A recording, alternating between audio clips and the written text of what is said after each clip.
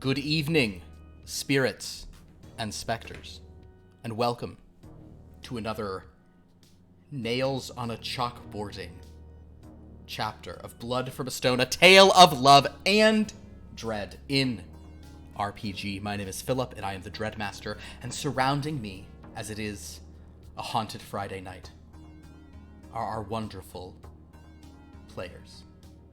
Which I say both in the sense of that this is a game and in like a theater of repertory players. For that, and also in that we're players, baby. Don't hit the every player. single one of them is a player. Hey, do not trust your heart with any of the people surrounding me. Each one is more of a player than the last. Don't hate the player, hate the game. So with that, good evening, players. How are you all doing tonight? Good evening. Very well. Thank you. I decided not to prompt you with a. I'm mad about it already. I'm already Okay, mad then about fine. Then say, hello, players. Hello, Players. All right. Yeah, I think I was right to not do it tonight. It was just a different energy, and sometimes it's okay for energies That's to be because different. you brought this Sorry, energy, my Philip. brain is just Zelda.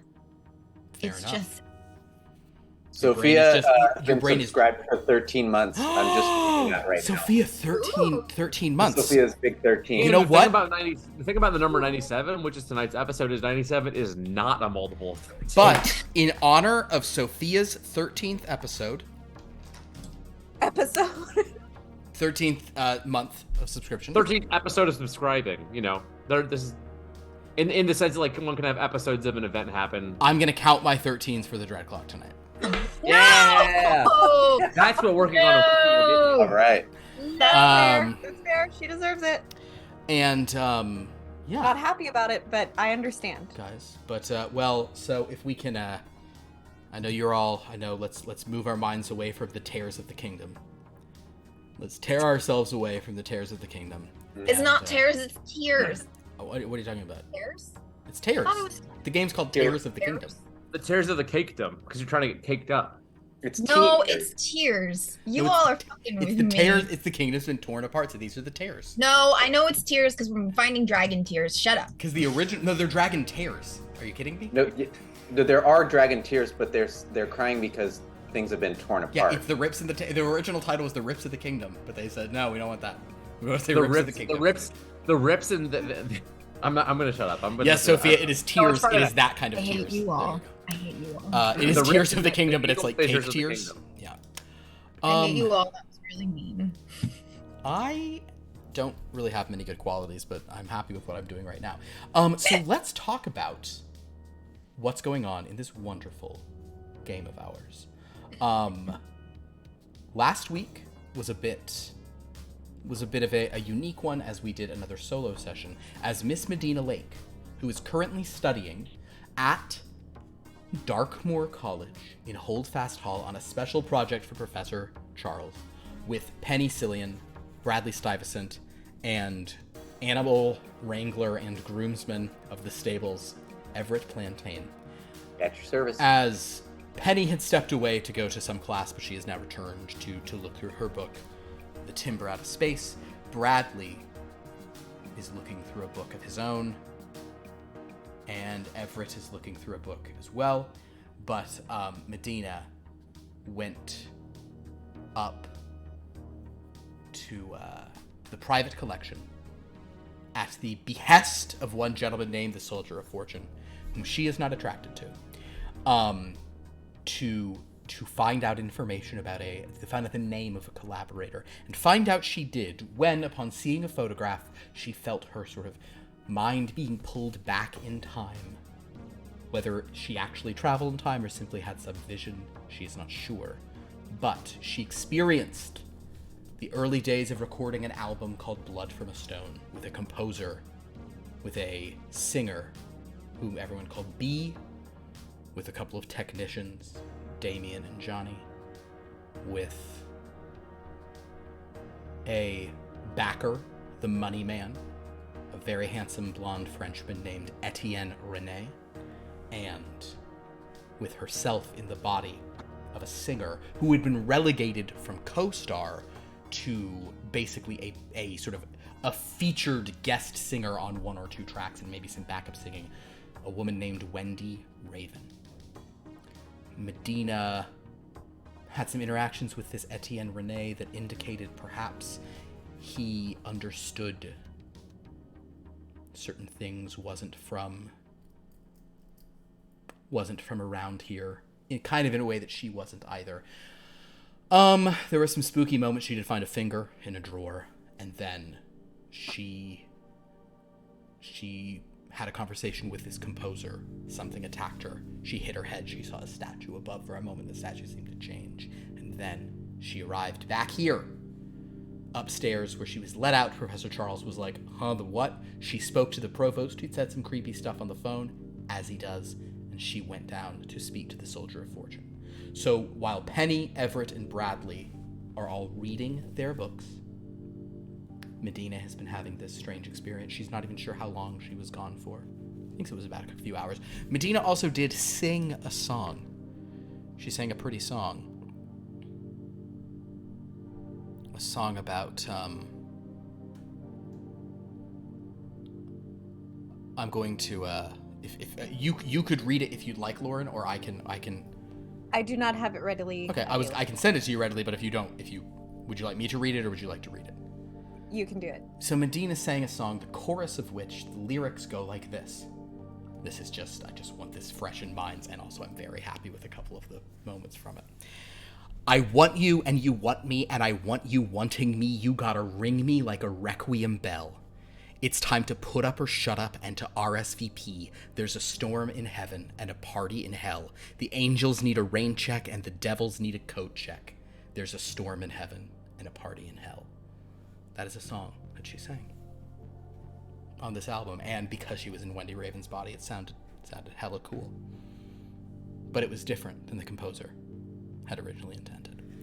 So, with Medina heading down to speak to her new partner with whom she kind of shook hands, with Bradley, Everett, and Penny reading their books, which reading is both fun and fundamental, we will now read the invocation for tonight's game, Chapter 97 of Blood from a Stone. The witch was so gross, man, her warts had warts, but also she was gross because she did magic, which is the grossest thing you could do. Yeah, wow, look at that. That's a damn lesson for you. Gross is on the inside, and not just because that's where your guts are, but because if you do gross stuff like magic or club promoting, you're as gross as the grossest witch who ever lived. So.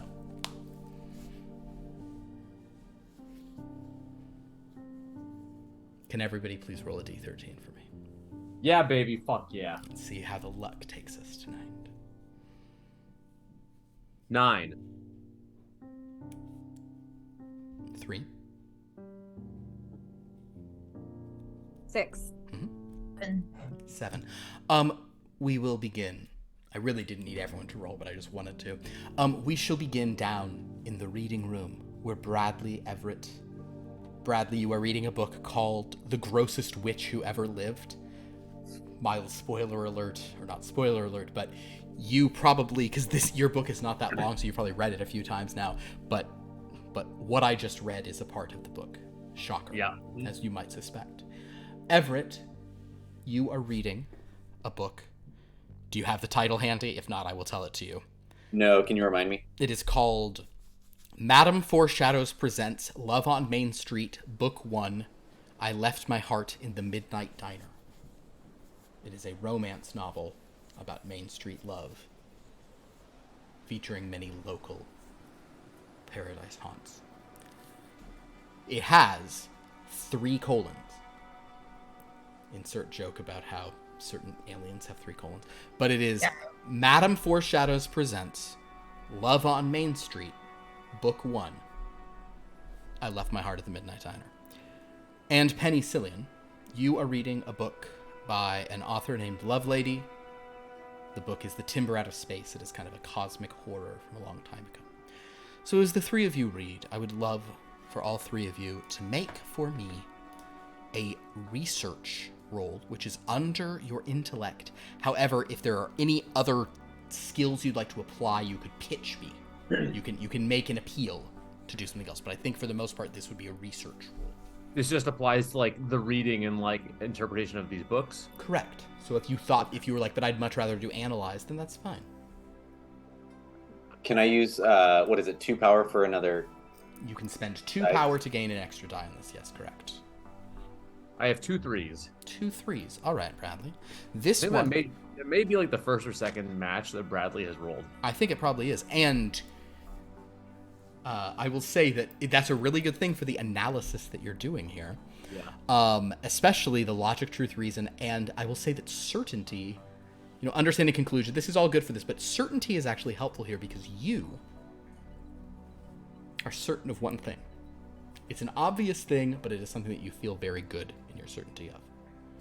The person who wrote this doesn't like magic and doesn't like witches. I believe, yeah, I'm confident of that, yeah. And you also think this person doesn't has some weird beef against club promoters?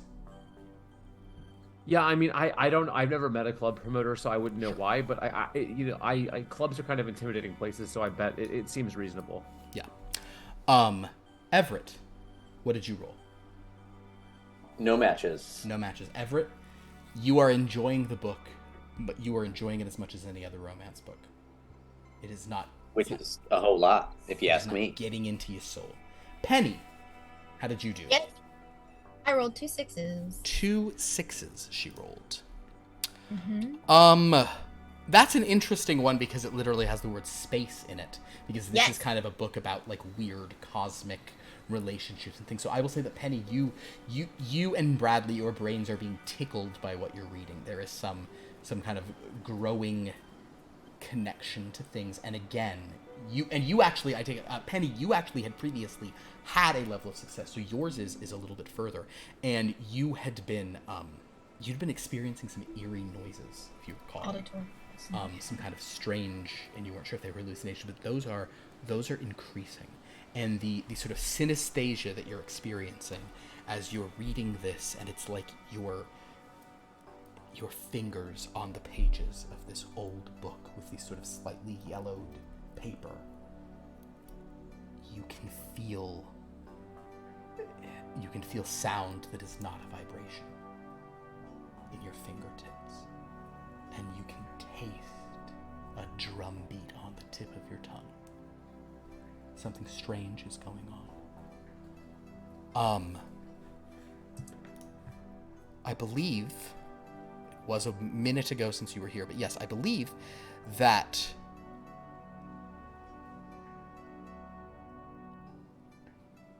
there was a character in this named Old McCafferty.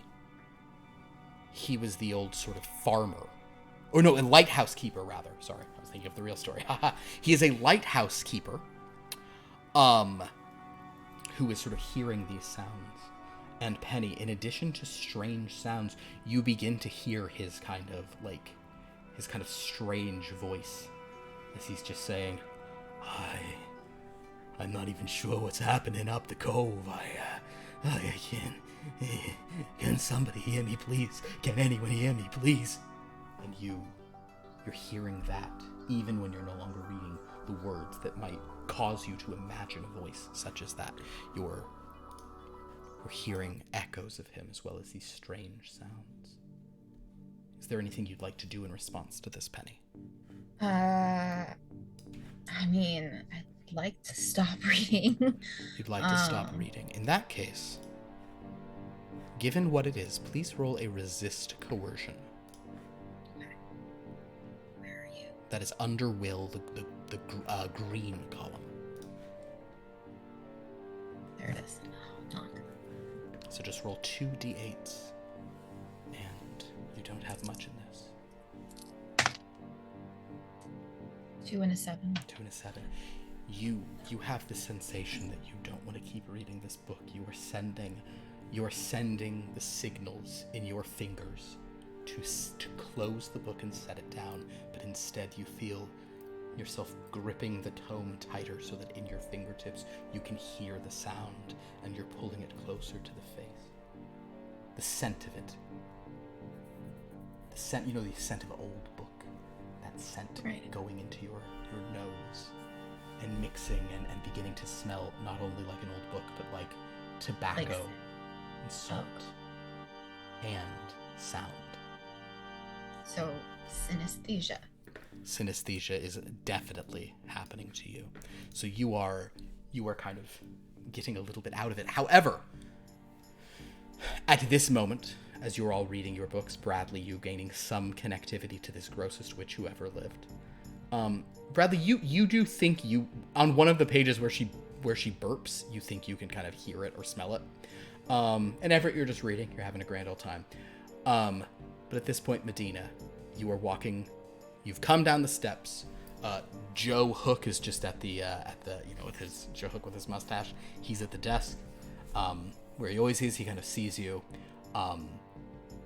You do see that Wednesday is standing just like quietly in the hall, and kind of like across, kind of in view of his desk, but sort of on the door. She's on the opposite side of the main foyer from the reading room, where you assume Bradley, Everett, and Penny all are. And you hear maybe some pages turning or some, how interesting from maybe Everett. So you can tell they are in there. She's kind of on the opposite of that. She's not in the door. That door is open. She's just kind of like watching that door in a certain kind of eerie way. When she sees you, she turns and just kind of, hello, miss. Hi, Wednesday. The soldier. Where is he? That gentleman with the mustache, miss. Yeah. It's not Mr. Hook, miss. I do not know, miss. He did not return with you when you came back.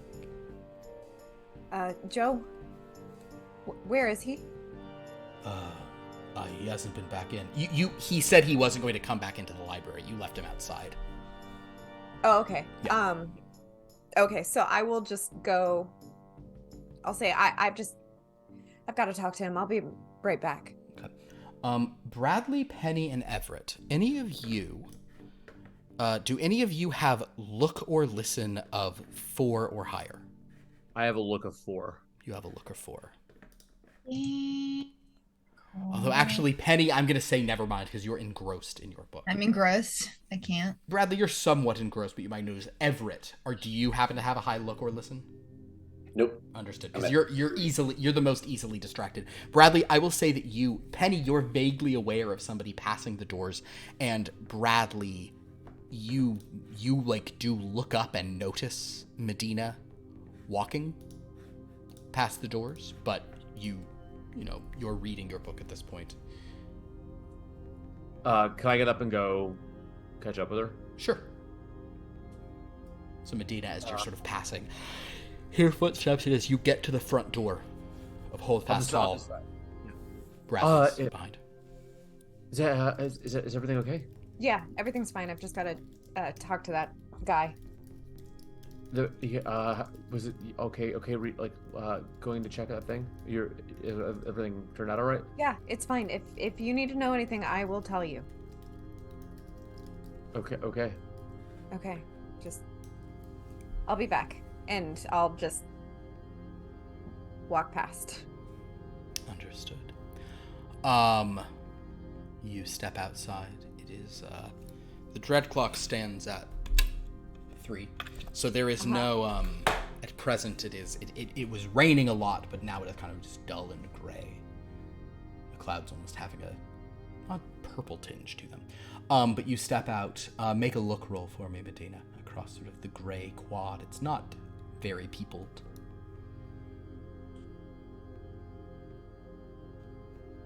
No matches. No matches. You look around and you don't. The soldier of fortune is not like he's not waiting at the foot of the steps. So you kind of look around. You don't really see him anywhere. Okay, I'll kind of go down to the end of the steps and just look around. Do I smell like cigarette Make or a smell cigar roll. smoke? Make a taste. I think that's on there. Taste smell. Smell taste. It's under vitality. Still just 2. It's not your strong match. suit. Yeah, you're all you smell is that kind of, that wet almost moldering smell after rain in a place like this. You're not sure where he is, but he does not appear to be like immediately present. Is there like a bar on campus?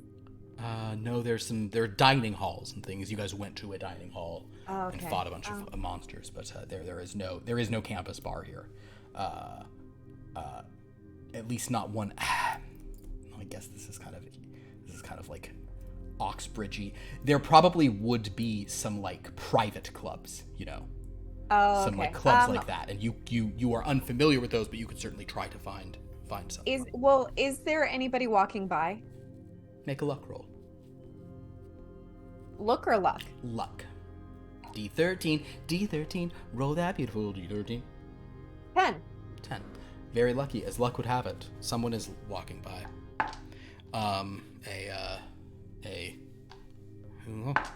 A professor, or someone who you assume is a professor, kind of an older gentleman, Einstein kind of vibe. He's got a mustache and, kind of like hair, kind of that vibe. He's sort of walking and, chalk dust all over his blazer.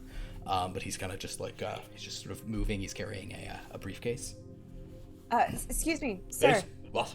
Hi, sorry to bother you. Have you seen a man, and I'll describe the soldier of fortune, tall, kind of, looks like Indiana Jones. You would not know who that is. Yeah, tall, with the hat, glasses, probably smoking a cigar. Hey, as a matter of fact, I did see him. Oh, where? Oh, he was over at the Ignador Gate. Oh, okay. Thank you, Professor. Okay, never mind. You're asking his name? Do you want to give a...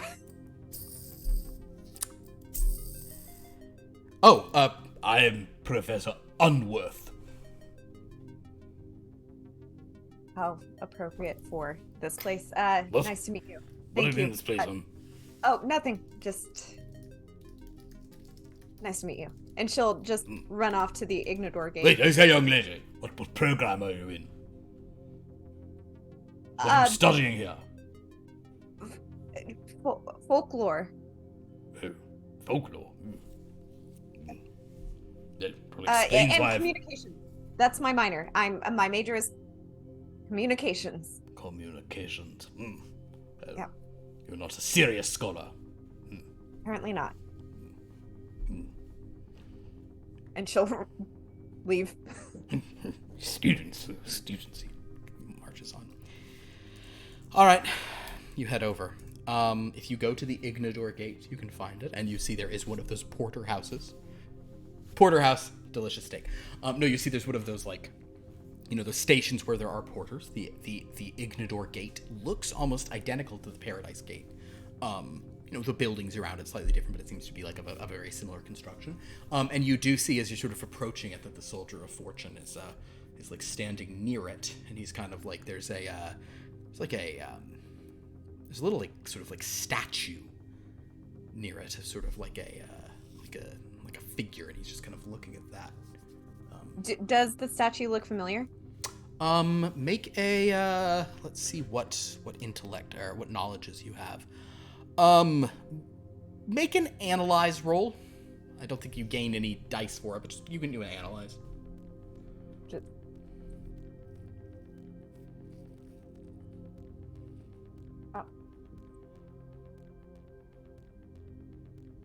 2 7s. With 2 7s, that's not bad, especially for like patterns and repetition in this sort of analysis. And since your thing is in folklore, this looks like you don't recognize anything about who this is. The statue is also not stone; it's like a bronzed statue or metal. I don't know if what are metal statues usually? I think they're usually bronze, right? Bronze. Yeah. But it has like a patina on it to some extent. But it appears to be of just insert old dead white man. Kind of, some school founder type. But he's just kind of looking at it like, Okay. She'll say, "Hey." Hello. How'd it go? I have the information for you. You Got do? it in a really strange way. actually. Do tell. Actually, let's, he kind of looks at that bronze statue for a while. Let's get out of here. Let's not be, Okay. let's go on a little walk. Come on. And he kind of, and just sort of pound, you know, hop, and Hopper kind of jumps up and he just picks up the rabbit.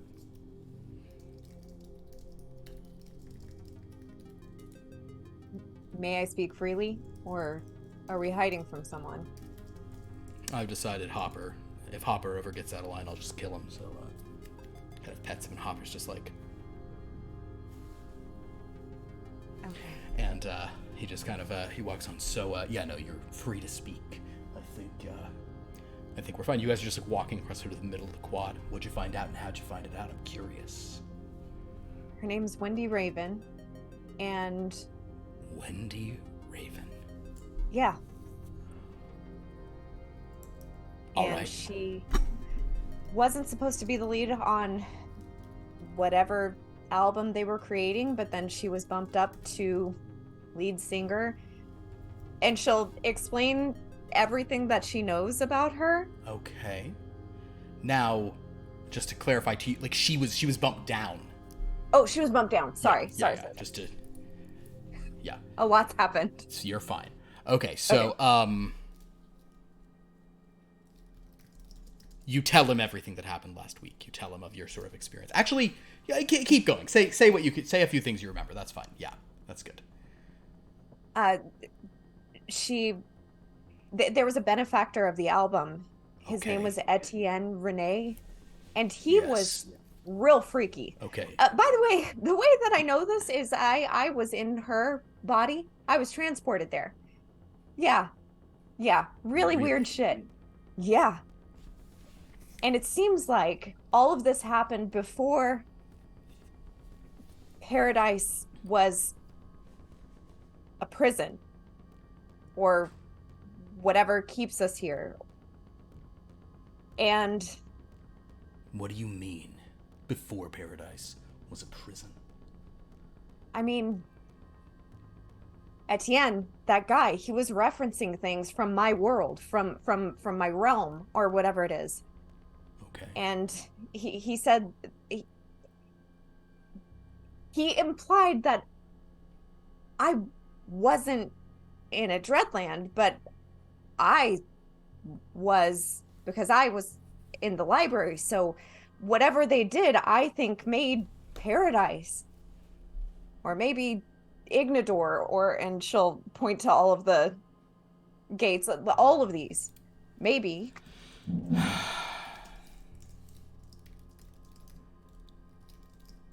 So you... Okay. I'm gonna say something to you now. Okay. Okay.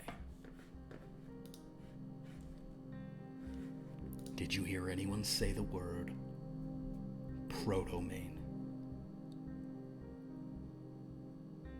Did I? Make an analyze roll. Did Etienne say that? Just make an analyze roll. When he... Oh, gosh. No matches. Damn it. You don't recall anyone saying proto-main. I don't think so, but that weird guy spoke to me in some language and looked like a biblically accurate angel. It was really freaky, Was so there he might have said... Was there a statue? Yeah. Yeah, there was. That was one stone of... statue that was talking to you. Was he the composer of the album? It wasn't talking to me. Okay, but it was there. Yeah. Okay. The composer of the album, he was just a guy. Kind of creepy. Seemed to be really in love with Wendy. What did he look like? Kind of greasy, bigger guy. Long hair. And she'll go on to explain more. Okay. Long leather jacket. I don't know. I'd know him if I saw him. All right.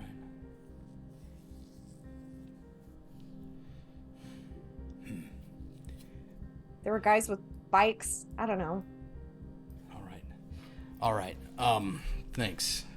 Wendy Raven, that's good. That's helpful. That's real good. Yeah, and she sang this song. And she'll say some of the lyrics. Okay.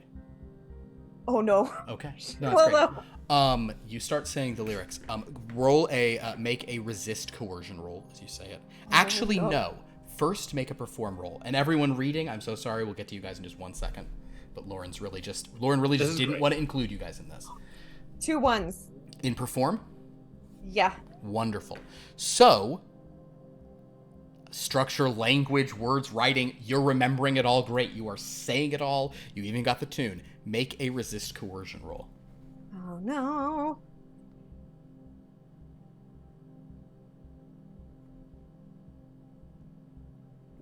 Sorry, I'm trying to find it. It's only just 2 two dice. for you. No matches. Great. So basically, you begin to sing. You begin to sort of sing. You want to go to heaven, boy. Ooh, ooh. You want to go to heaven, boy. So you think that you deserve it. And you've got the nerve to never ever swerve from the light. Okay, now a ludicrously important roll is about to happen. Mm-hmm. I'm not going to have this be a roll based on his things. It's just simply be a luck. Would you like to roll this luck or shall I? For the Soldier of Fortune. You can. All right. God, roll the 13. Roll a 13 now. Roll a 13 now. Come on. Come on and do it. I want you to do it. I want you to do it. Come on and do it. I want you to do it. Oh my God, guys. It just rolled. It literally rolled into, like, the stand of this. Like, it's in there. Oh my God. This is so Get a tense. pencil. Yeah, I feel like you need one of those like things that like they do at craft tables. No. I'm gonna pull it forward and open. First. Oh no. It is not a 13, but it is Is it adjacent 1? to 13. It is a 1. Oh no. So, Medina, Oh no. Soldier of Fortune, was not ready for this. And you begin singing him a song of dread. And he is being drawn in. Now there is one last recourse, and I am going to ask you to roll this one. No, actually, Liv, if you like Hopper so much, Love Hopper. would you like to roll for Hopper? Please roll Yes. a luck roll. There is literally only one. If you rolled an 11, I might be fun. Basically, if you roll a 12, well, just roll. Let's see what happens. Don't tell me. Yeah. Well, do tell me. Roll a 13. Roll a 13. And each shut up. Roll a 13. That's what you should do. 9. 9. Hopper does resist this effect. And Hopper is like, basically, so, oh God. Oh my God. This is wild what's happening right now.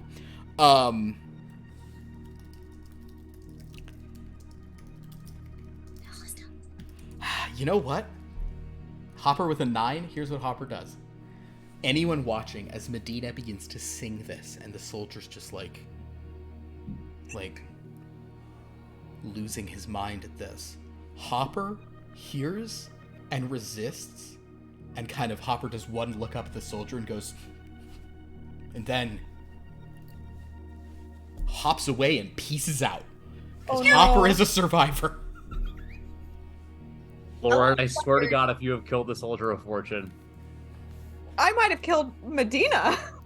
Yeah, but Medina's replaceable.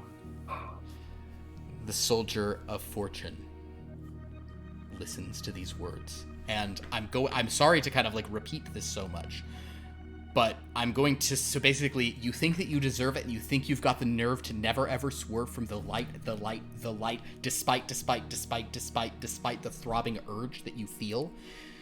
You think you can resist me, you've never even kissed me, we've never even broken the seal. You think you can refuse me, you really want to lose me, we've never even broken the seal. Put your hands right here and squeeze, squeeze, squeeze. And you're saying this, and the Soldier of Fortune is doing what you're saying.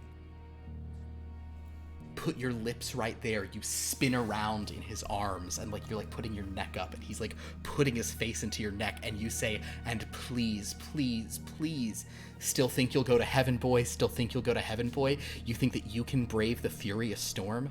Still think you'll go to heaven, boy? Still think you'll go to heaven, boy? Or should we head someplace a zillion times as warm? I want you and you want me, and I want you wanting me. You gotta ring me like a requiem bell. You can feel his body like tightening around you as you're like standing, and you're just like saying these words, and like you're singing them, but like not. It's more just you like speak singing them, but you are sort of like getting into them. And Medina, not that you can understand this at this moment, but your voice sounds like Wendy Raven's. Oh no! It's got this husky quality, like it's like you've just inhaled all this smoke, and you smell the smoke on him. And you say, it's time to put up or shut up, and to RSVP, there's a storm in heaven and a party in hell. And as you say storm, thunder rolls above. The angels need a rain check and the devils need a coat check. There's a storm in heaven and a party in hell. And the soldier of fortune, as you sort of stop singing this, soldier of fortune who's like, he's just like gripping you, and his just like you feel like the stubble on your neck, and then he says, to be clear, Medina is like 21, so just so everyone knows. And she's not super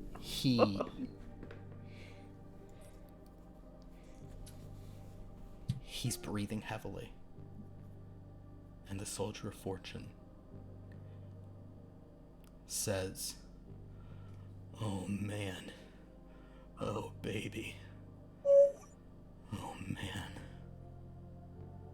So, Penny, Everett, and Bradley, you guys are reading. Real horror is the cutaway. Yep. So, y'all are just reading. Awful. Penny, I'm gonna carry over your resist coercion from a moment ago. We're gonna cut sort of dramatic effect. It's not your sort of in a thing. Basically, Bradley, you've kind of come back in and you've started the book again of like, hey kids, there was once this gross witch. Oh my god, so gross. What's the grossest thing you can think of? Times by 1,000,000. That's how you imagine the author would be reading it on an audiobook. Yeah. Everett, you're reading, it's like, oh, is this couple gonna get together? I bet in about 30 pages they will. But Penny, Bradley, as you sit down and begin reading, Everett, as you're reading, you hear like a thunk on the table as Penny has pulled out a notebook. And with the book still in hand, like flipping pages and her nostrils flaring, with her right hand, she is just transcribing pages.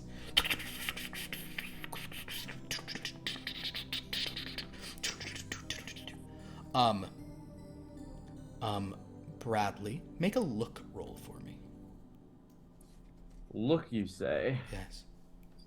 No matches. Cool. Am I like self-aware as I'm doing this? You are like all you're aware of is you're like, oh my god, I've got to get this all down. Like you can say anything, you can sort of comment on it if you want, but you are driven by an overwhelming need to not only finish. Like you've read the book at this point. You're this is your second reading, but now you're like, oh my god, I've got to write this. I have to write this, and you are basically writing symbols that you are coming up with, and they make sense for you in this moment, and yet part of me feels like they're eternal. Where you're like, this is how I write this sound, and this is how I write this smell, and this is how I write this, and this is how I write when they're all the same, that kind of thing. And this is how I write McCafferty's soul. But if there's anything you'd like to say while doing that, you are certainly welcome to. But it all makes sense. I'm computing. It's just I unlocked anatomy through the sounds and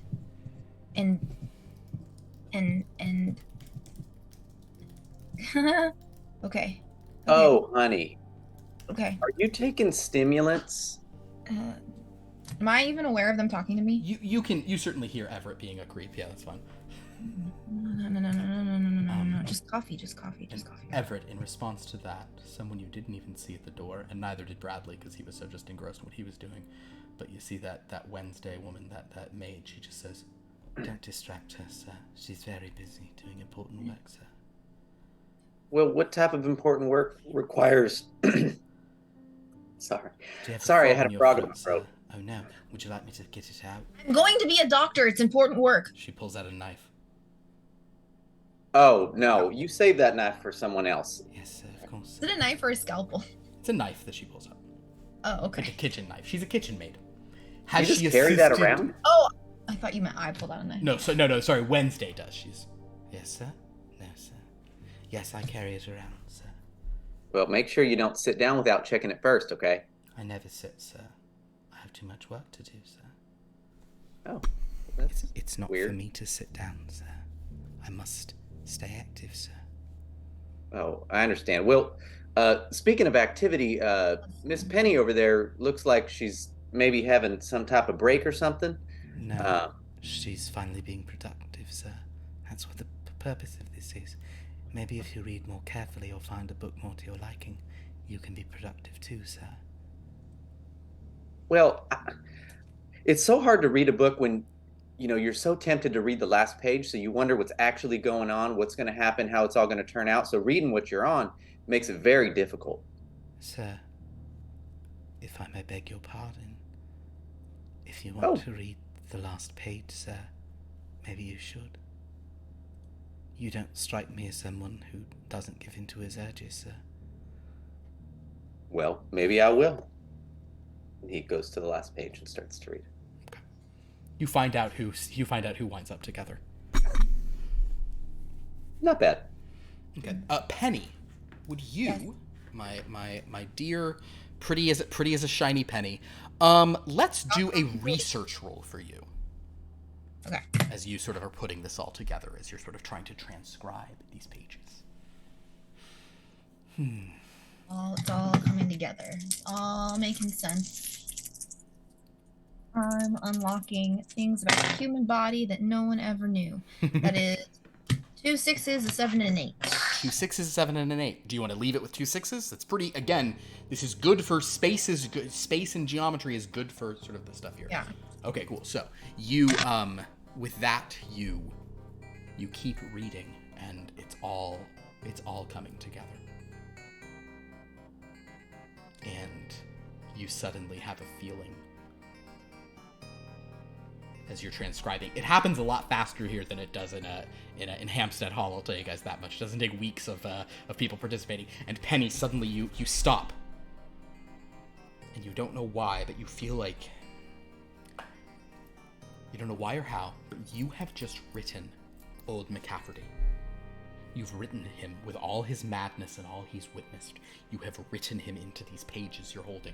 You have the pages needed to understand who he is. Yes, you have unlocked humanity. This is beyond DNA. This is beyond the genome. This is all those inevitable parts. You have written this man Do I have the approximately. power? What's that? Do I have the power to rewrite him or to change things about him?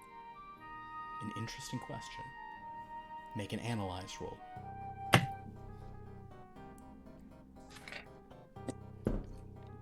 Is Penny going to become God? 2 4s. With 2 4s, music, harmony, in that case, with harmony and composition, you do not believe that altering him, of course such a thing could be attempted, but Of course. scientifically speaking, it would not be accurate.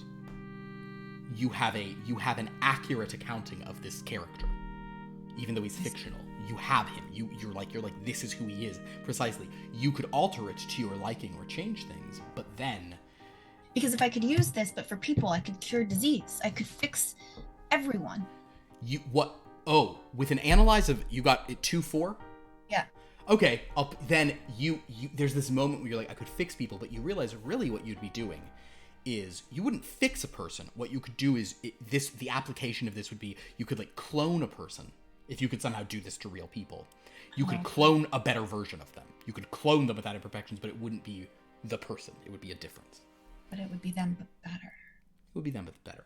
But it also would be difficult to do because unlike a person, you have all there is about old McCafferty in this book. A person's life is so much more complex. Nevertheless, the possibilities of how you could apply this are definitely there and definitely fascinating. So do I know what I can do with McCafferty now that I've written him?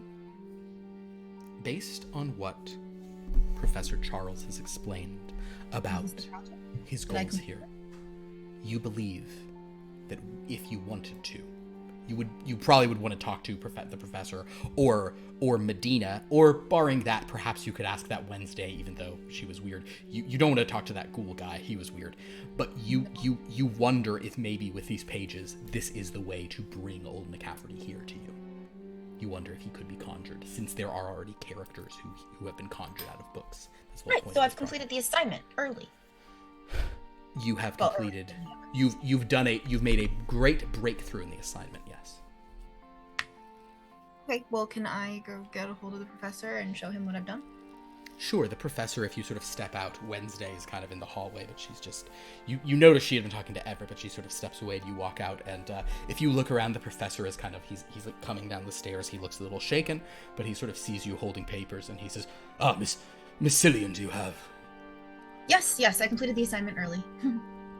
You've made progress. It's What all have you here. done? McCafferty is right here. You That was the assignment, right? You told us we were summoning these characters, you so... should summon him, yes. Where is Miss Lake? Oh, I don't know. She went off. Somewhere. Did she? Of course. How are the others? Miss Cillian, that is excellent. A very good first step. He sort of walks over to the room and says, how are things going with you, Mr. Plantain, Mr. Syverson? Are you making progress yourselves? Yeah, sorry, Professor, I don't know if I'm really getting anything from this book either.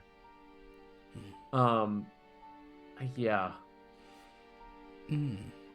Well, he kind of comes and looks at the book and kind of, you have been making some notes, Bradley.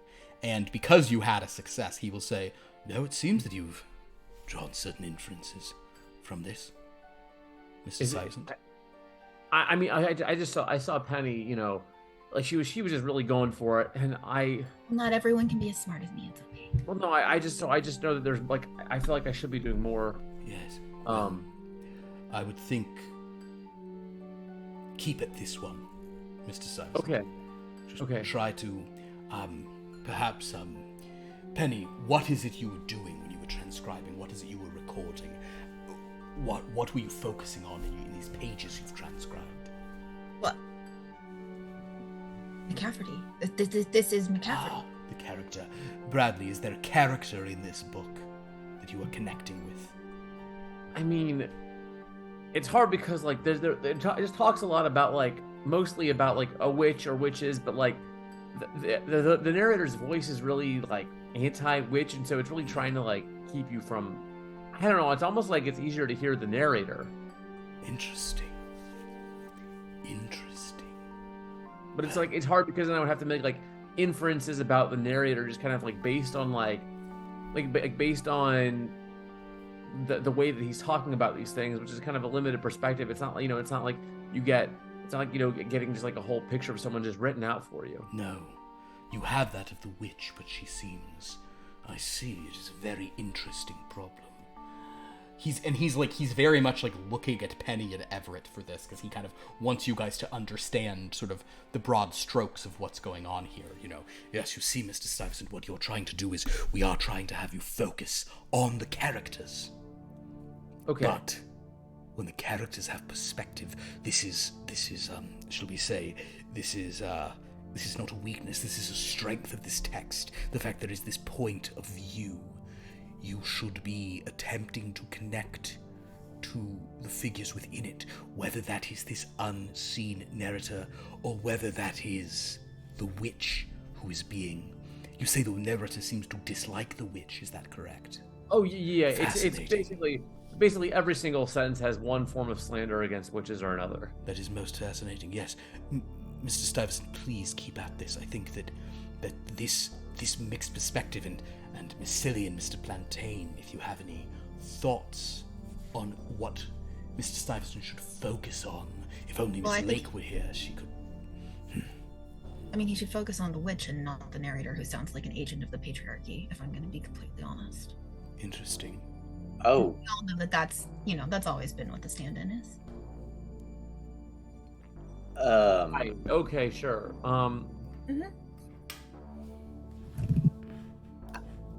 I think that I have found out in my book, if I'm going to do my book report, that so-and-so and so-and-so got together at the very end, and it was a very nice story. Not one that I would read once again. I don't know about all the details quite yet, but it was a nice story. You're not reading the Ostler's Tale, are you, Mr. Plantain? Oh, no, I'm reading some juicy drama that happened over in the city over there. see. Well, keep at it, I suppose. Perhaps we can find you like romance. Is that correct? Oh, that is my genre. Fantasy romance. I enjoy monsters, having romantic relationships. Mr. Hook, do we have any fantasy romance stories that might involve horses? Romantasy. Romance. Oh, I love romantasy. Anything with centaurs, you got me a #1 fan right here. Centaurs are hot.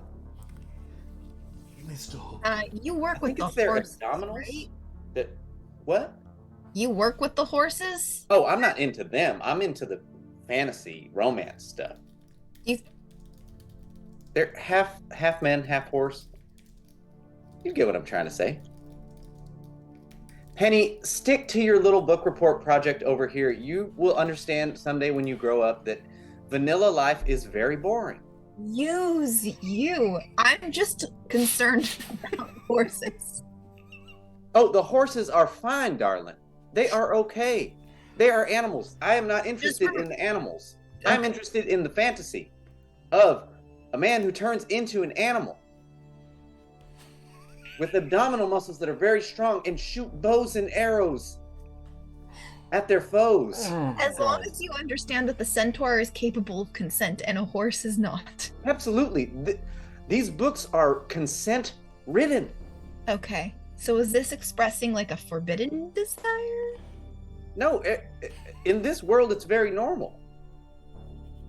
Okay. Have you read one of these books? No, I can say definitively that I have not. I will say you need to loosen up. Stop doing your Adderall and read one of these books, and everything will be Excuse fine. me, I do not use Adderall. I am not like that cheater Susie Watkins.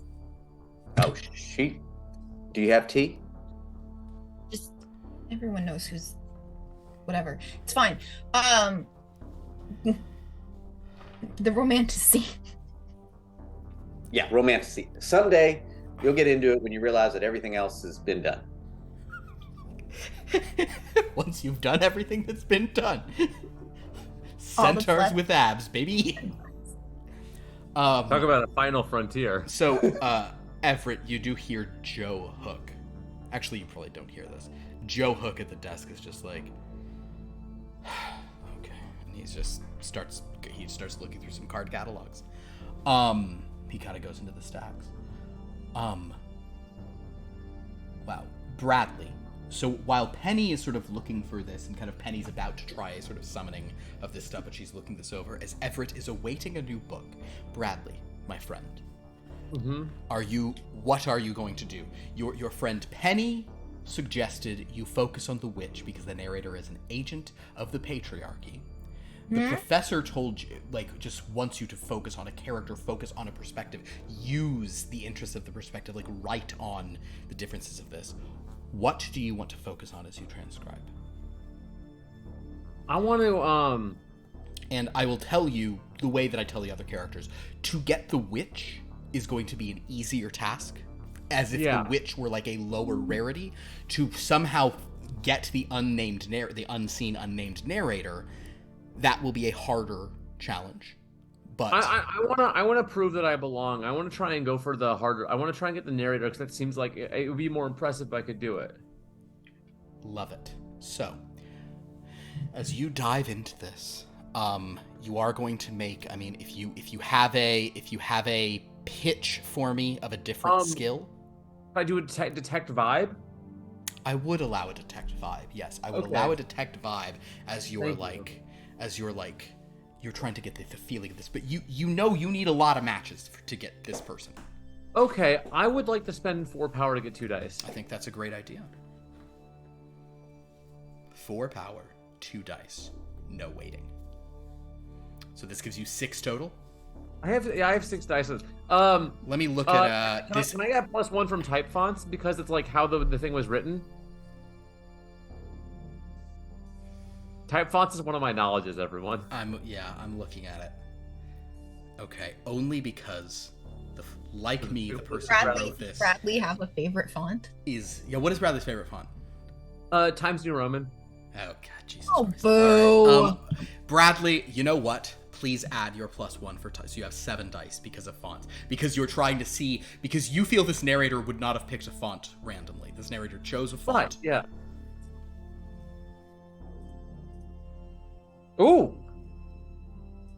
Do I feel like 3 would be like a triple would be enough?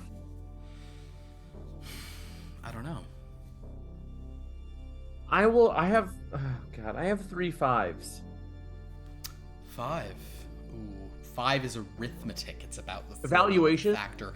It's evaluation, which isn't bad, but it's that doesn't help with who this person is. So you don't think 3 would be enough, probably. You know what? Then I say fuck it. I'll spend 5 to turn one of them another one into a 5 and go 4 5s. 4 5s. Bradley, you were taking on a difficult task, but you have achieved a 4th degree success, which is very good. Bradley, it is taking you a while, so you aren't like this is kind of a process you're starting. You're not going to be immediately ready for this, but you have an angle. You think you have an insight, and it does in the strangest way. You've read it so many times. You're trying to understand who this person is. Vague references to like this witch. Like I wouldn't even want her I wouldn't even want to see her in beach season. There's odd comments here or there. You're not sure who this guy is, but you're getting a picture. But something about the juxtaposition of this narrator clearly being into beer, probably cigars. You assume bikini magazines, but Seems not reasonable, club promoters. No. He doesn't like he's not a magic. Yeah. He doesn't like magic and he doesn't like club promoters. And that is giving you enough of an anchor that you are writing everything you think you understand about who this person, who you know his name. The book is credited to F. Seamstar. And give me a luck roll, Bradley, on top of this. Let's see how much of an author bio there is on the back cover of this children's book. 9. 9. There is a little bit of intel about F. Seamstar. Okay. So that is actually helping you a great deal, as you can contextualize. Great, yeah. So you are basically going... Is there like a picture with a 9? Is there a picture? There's no picture with a 9, sadly. Okay. But you're getting something. So you are working on that. Penny, you are working on ways. Great. Everett, we'll go to you now, my friend. Everett, would you like to roll for Joe, or would you like me to roll for Joe? Please roll for Joe.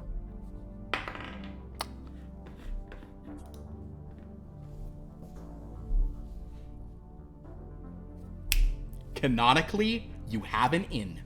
That was me rolling a setting from which he finds a book. So now we're going to do a luck roll, how much this will appeal to what you're doing. That is an 11. So I've rolled an 8 on the setting. And I've rolled an 11 on luck. So while Bradley is not going at the insane speed that Penny was. He doesn't seem to have had like his brain taken over by craziness. Penny's kind of going through her transcriptions and probably, Penny, this is when you're looking through like, are there ways for me to find, ooh, could I change this person? No, that would change this. Or, ooh, if I changed this one cent, he wouldn't have a leg, that kind of stuff. Bradley, you are going more slowly, but like interesting, okay? And beer is good, and boobs are good, but and beer from magic bad, kind of mini. Yeah. You're getting it together. Burps funny, from which she gross not bad, gross witch bad. A lot of like equals is kind of this stuff. It's like a lot of like weird like logic problems. It looks. I mean, honestly, what you and Penny are writing, you do seem like you seem certifiable at this point. Everett, you hear a sighing from the hall, and suddenly Joe approaches and says, "Mr. Plantain, I have a book for you." Oh, what is it?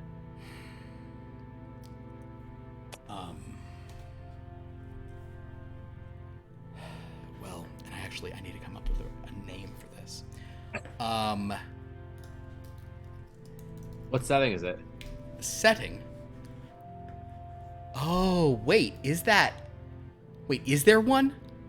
Oh my god, there is one. Oh my god, there exists one. This is amazing. All right.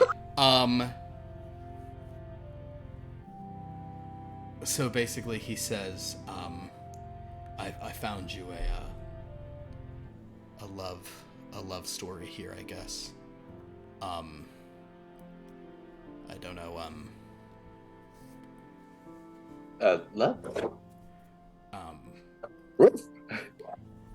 And it's he hands you a book, and it's called The Swamp of Desire, and it is the story of what is called an ichthyocentaur, which has the lower anterior half and forelegs of a horse, the tailed back half of a fish, and the top half of a human. It is a sea centaur. And you are aware that there are these like swamp horses, these like half that attacked at the penitentiary. This is in Oksana's very first appearance, and where Green was there and didn't make it. These swamp horses. That was the first game I played, right? That might have been the very first game you played it, yes. So there is this thing. So basically, those were the front half of a horse and the back half of a fish. This is that, but then you chop off the horse top half and it's a person. But the person in question is sort of like, does look kind of merman-like, and is holding on to a like fish-headed like fish creature thing in a very like sexual sort of way, and it's called Swamps of Desire. Oh, this has never been done. I think I'm gonna like this one.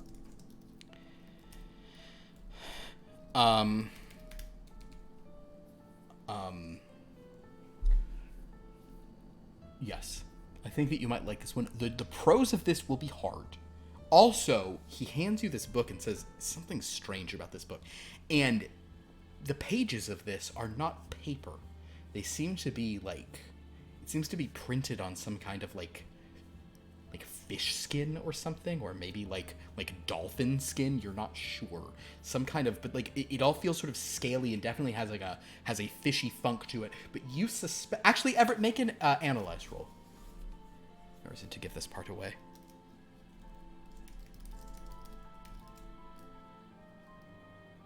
No match. Tell you what. I just rolled a 12 on luck. So I will say that that Joe Hook will mention that's from a rather rare collection. There's a place called the Grave Marshes, or there's a region called the Grave Marshes. It's underwater. So this is a waterproof book. Oh, so they're and seahorses inside of it, mermaids. I think that's the idea, but it's the closest thing I could find to a horse-based romance. Oh, I think I'll like it. So if I get the pages wet, it'll be okay? I mean, yeah, it. Oh my god, he just walks away. And Wednesday. Get your Wednesday head says, out of the gutter. I like to drink sweet tea while I read my books. It's okay. It's okay, sir. If you get that book dirty, I shall clean it for you. Oh, you do not have to, Wednesday, but that is so kind of you. I feel Wednesday, like are I'm you putting able out. to get rid of sticky pages? I've cleaned up many things in my time, miss. What's the worst thing you've ever cleaned up? I don't think we want to know the answer to that question. Oh, I do. Speak for yourself. Certain tarsal bones are very small, and they can get stuck in the crevices of the floor.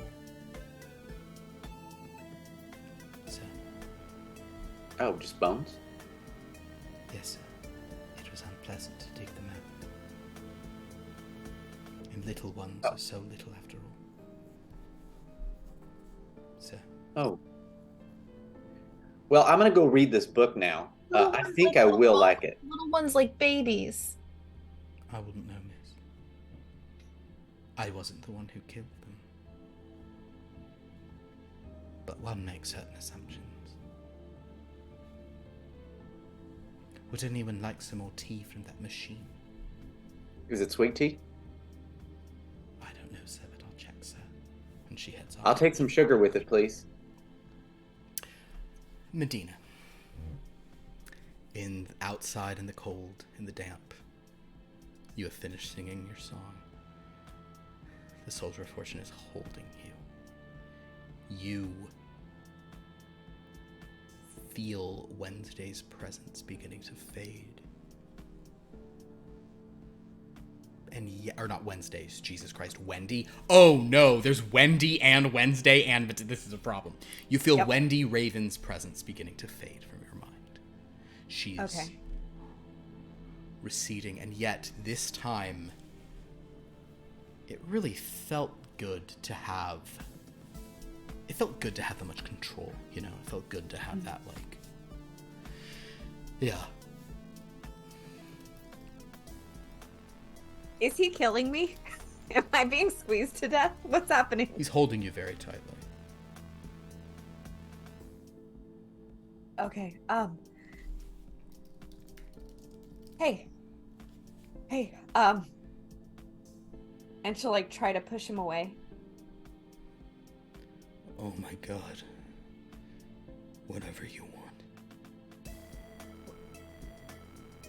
What do you mean?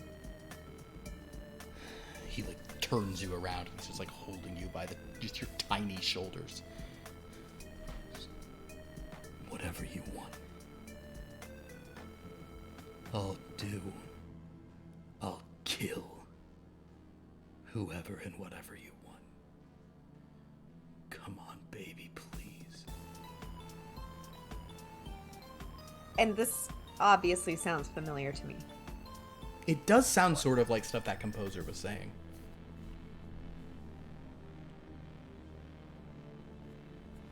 Who do you see when you look at me? And she's trying to sound very, like, neutral.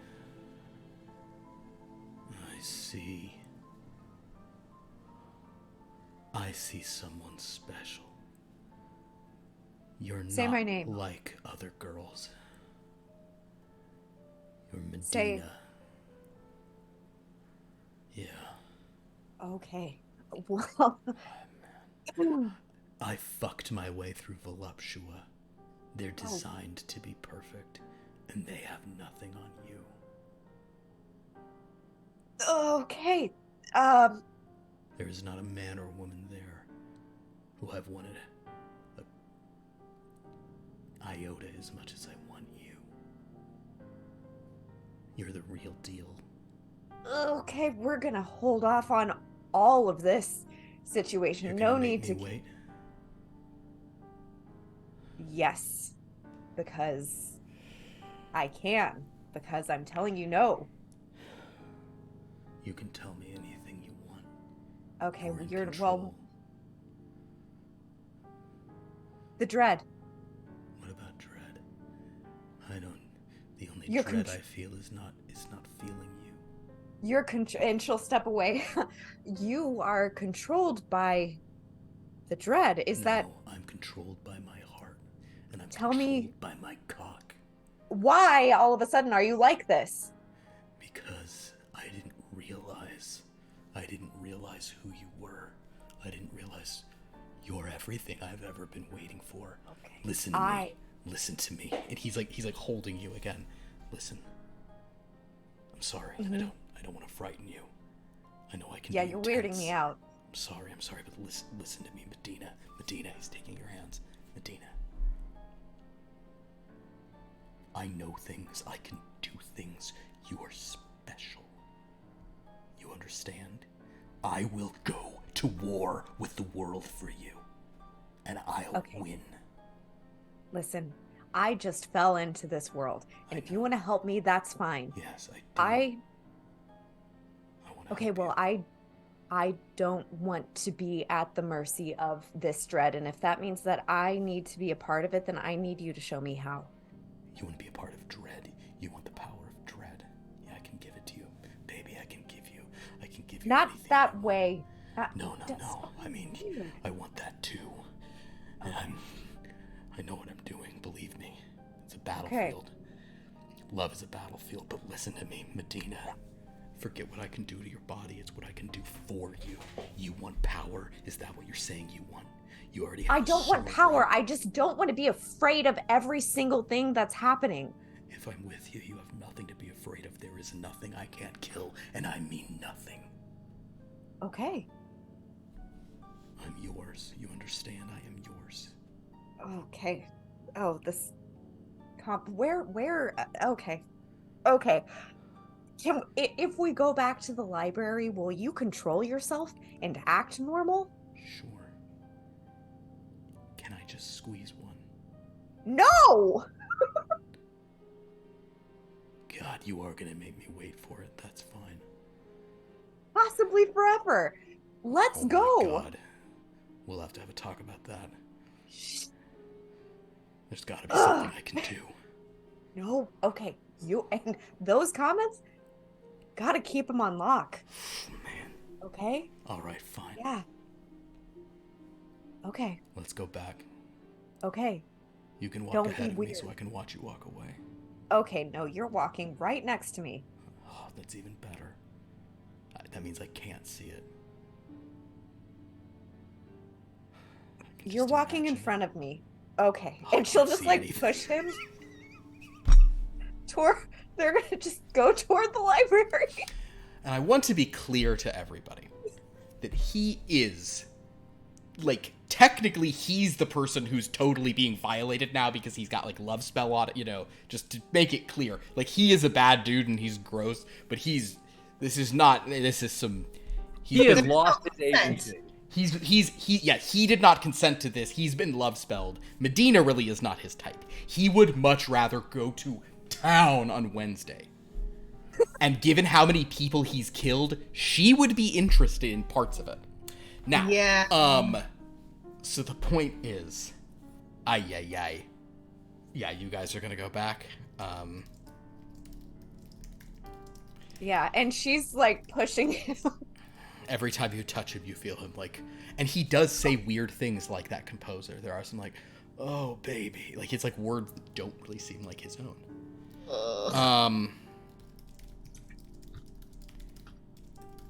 Medina,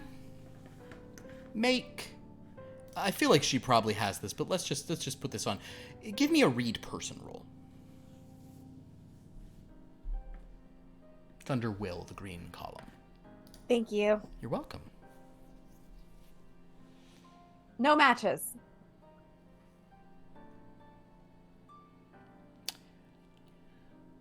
It is. I'm not saying that Medina definitively understands what's going on. If you think Medina can understand he's under the effects of a love spell or that song was that, then I will allow you. But she doesn't. You don't know that definitively. Right. I think she felt Wendy, so she's assuming that he feels the composer that she met. Understood. Gotcha. You maybe think he's more possessed rather than like and lovified or something. Yeah. Love it. Okay. So, Medina and the Soldier of Fortune, and he turns back to you and says, "Listen, I'll be good, I promise." Okay. Yeah, you better be. I will be. Okay.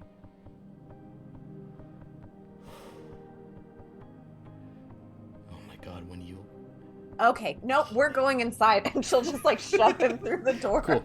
You guys head in, and Medina, you hear a fair bit of like kind of conversation. Like you walk in and Penny is kind of going over various pages and Bradley's there kind of looking over stuff, and Everett is holding this book where like the pages kind of like they're sort of like slick and kind of, it's like have you guys seen like they make waterproof books for little kids to like read in the bath, basically? Like that's the vibe of what he's, you know, Like almost like vinyl pages, basically. Yeah, basically. Yeah, exactly.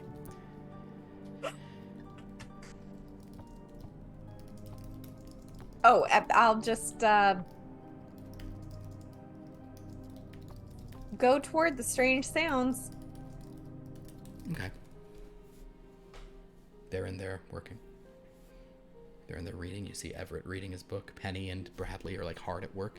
The professor is kind of pacing and he looks over and says, Oh, yes, Miss Lake, you're here. I believe, is everything all right? Yeah, totally, Oh. yes, normal And, and fine. Our illustrious guest, and kind of the Soldier of Fortune straightens his glass and says, yeah, I appreciate you, letting your students help me with something. I hope that, hope this workaround isn't going to get you in too much trouble, Professor. Oh, yes, no, I certainly, someone of your stature, I hate to say no. Well, maybe next time. Just make things easier. There's no reason to put Miss Lake out like that. She's has other things to do. Of course, yes, of course. My apologies, Miss Lake, and I'm sorry for the controversy, but I must ask for more of your assistance. It does appear that Miss Cillian here, she's going over some pages she's transcribed. I believe she may have a character at hand, and Mr. Stuyvesant is attempting something. He's been looking over his shoulder. Penny? Penny is retranscribing them, but using a system of color-coded pens that she uses for her classes. Perfect. The color-coded pens out of space. That's a okay reference. Anyway, but he's saying, so yes, Miss Lake, it appears you successfully summoned that visionary photographer, and the Soldier of Fortune says, I'm worried about that one. By the way, that one you should be very careful around her. I mean, we should also be concerned about any characters that anyone is transcribing and summoning, because no offense, Wednesday, but they haven't been the friendliest. I take great offense to that, miss. Have I been anything but friendly to you? Have I not That's been what I'm helpful? saying. No offense to you. You've been fine. You saved my life. Thank you. Present company excluded. I do, yes. I suppose we all make mistakes. She just kind of goes. But the Soldier of Fortune saying, if Medina thinks that you need to be careful with who you're summoning in this little project, then maybe you should be a little more careful. And the professor's like, oh, yeah, of course. Well, perhaps Medina, if you'd like to, why don't you see who Miss Cillian has worked out and determine if this is someone who would be acceptable to your... I don't, but at the same time... Why don't you tell me? Well, who is acceptable? Who are we trying to bring here? What collection are you making here? Well, Miss Lake was simply trying to, the provost is interested in unlocking the potentials of summoning these characters, so... She's gonna, hit the Soldier of Fortune just because she realized something. Yeah, what? No, sorry. They're being unlocked. Why are they locked up in the first place? Why are these characters trapped in these books? Well, a character is something a writer creates, an artist creates. Yes, I understand that in theory, but if the provost is trying to make these things come to life, there's a reason why you have to do something special to bring them here, right? Well, because it requires complex magic, of course.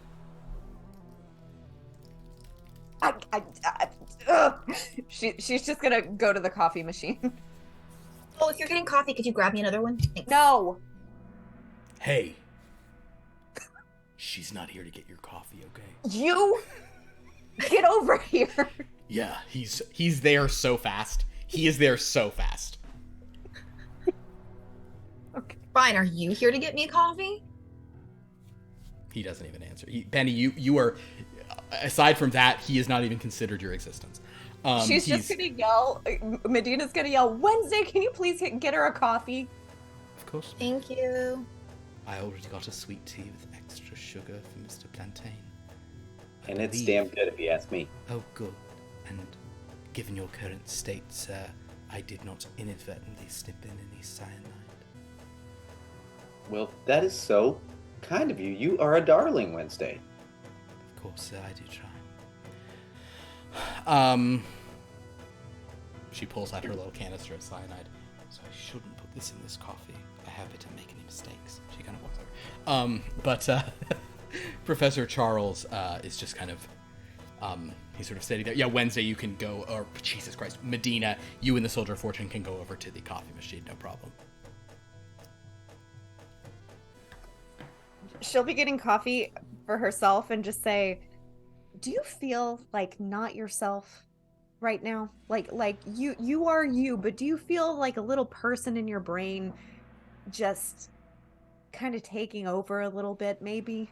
Because all of this. You're not that little. You're. I'd say you're a good size. You're the right size. Okay, You're that the perfect no. size. Okay, see, all of this happened all of a sudden, and I felt a person in my brain Who that got in went your away, brain? and I'll fucking kill them. no. I don't think you are feeling well right. Okay, I don't think you are feeling your appropriate feelings right now. So we're gonna talk about this maybe in an hour. Maybe here, drink this, and she'll just get herself another one. Thank you. You're welcome. That's the best Okay. damn coffee that I ever had. It's okay. Everything you touch is perfect. Just cut to the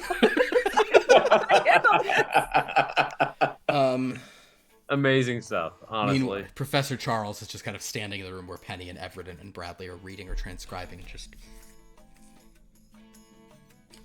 Did we hear any of that conversation? Of the conversation Medina just had with the soldier? No, that's like Well, a not when they were at the coffee, but the earlier conversation when they were talking about like the quality of people being brought. Absolutely, yes. The professor seems very. Oh dear.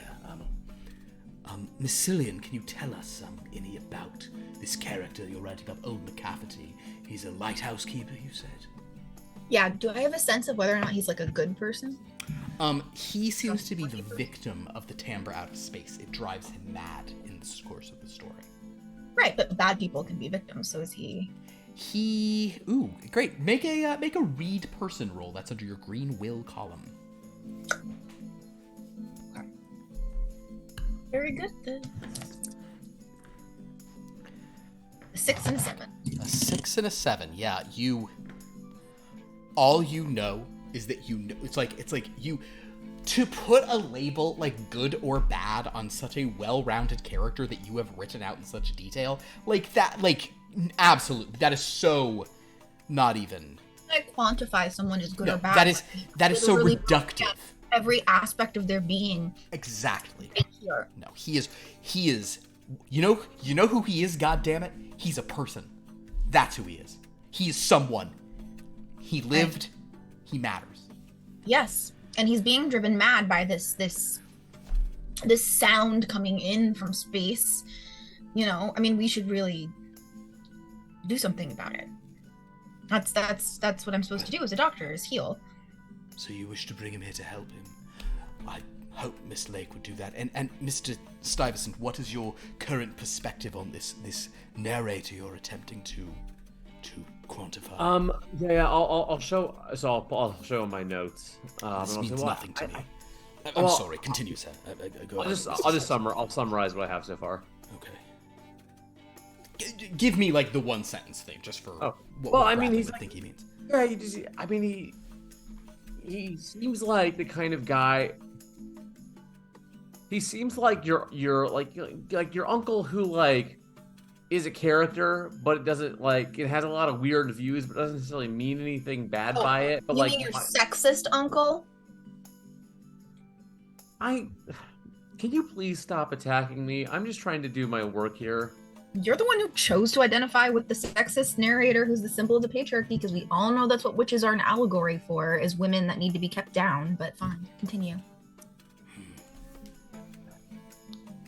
The perspective Miss Cillian is espousing, if it is the same that Miss Lake would have, it is one perhaps that is worth. Well, if you've already gone down this road, I suppose you can't begin to focus on this witch. Of course, I suppose. Well, I don't get the sense. I don't get the sense that he's like gonna like. He's not gonna threaten to put cyanide in anyone's coffee. No, that's only yes, of course. What about you, Mr. Plantain? You have found a. Oh dear God. Is this grave marsh fiction? Oh, it's juicy too. Yeah, go ahead and Everett, I'll tell you what. Let's look at your who you are, what you have. Okay, I'll This be tell you what. endurance? I'm gonna go even crazier than that. Just because I want, just because this is so stupid, and let's do it. I'm going to ask you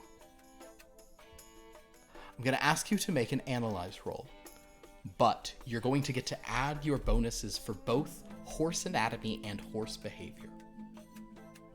Hell yeah. So you have 6 dice. Yes. If you'd like to add more, or you can wait on those and sort of try them later. Yeah. I'll wait on them. Okay, great. So roll 6 d8s.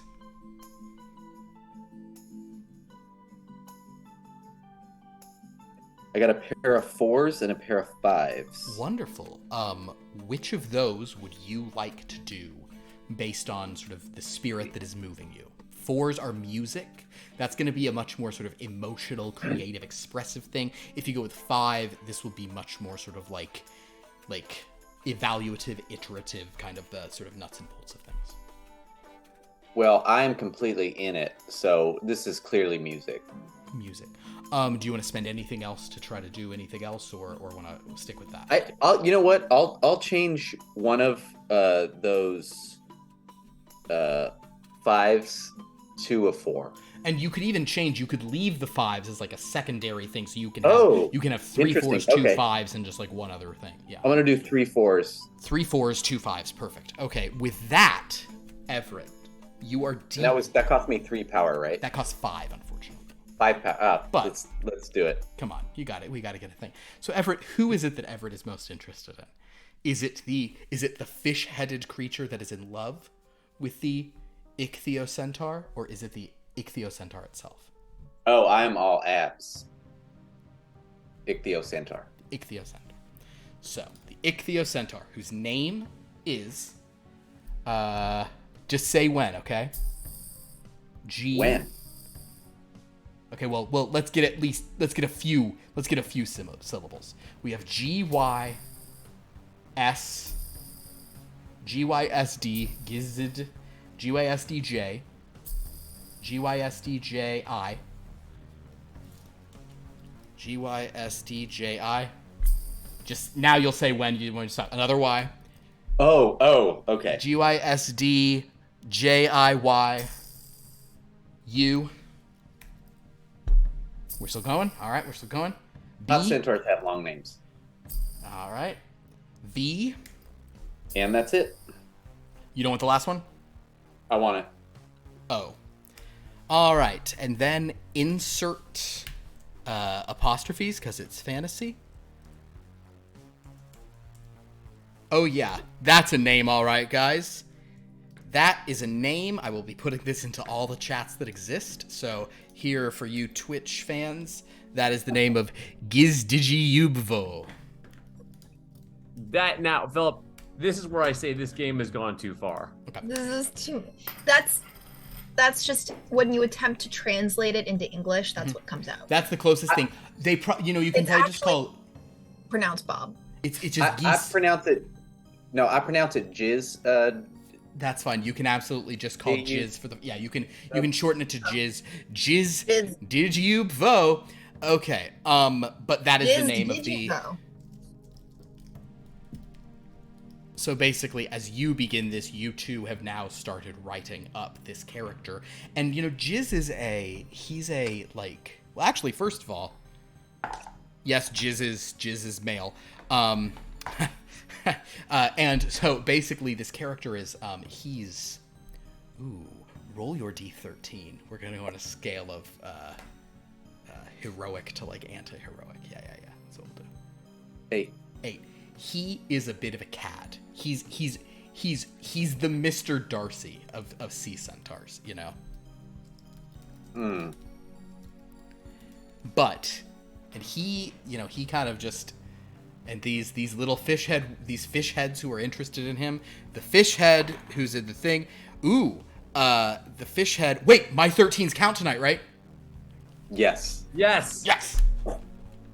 it is, baby. Yeah, baby, let's go. Thank you, Sophia. Thanks for subscribing for 13 months. All right. Don't like this new rule. It's an incidental rule, but it's doing what it needs to do. 1 for 1 Philip. All right, and now I roll again, and if I roll a 13, oh my god, if I roll a 13, here we go, come on. Horror surge as you read about this.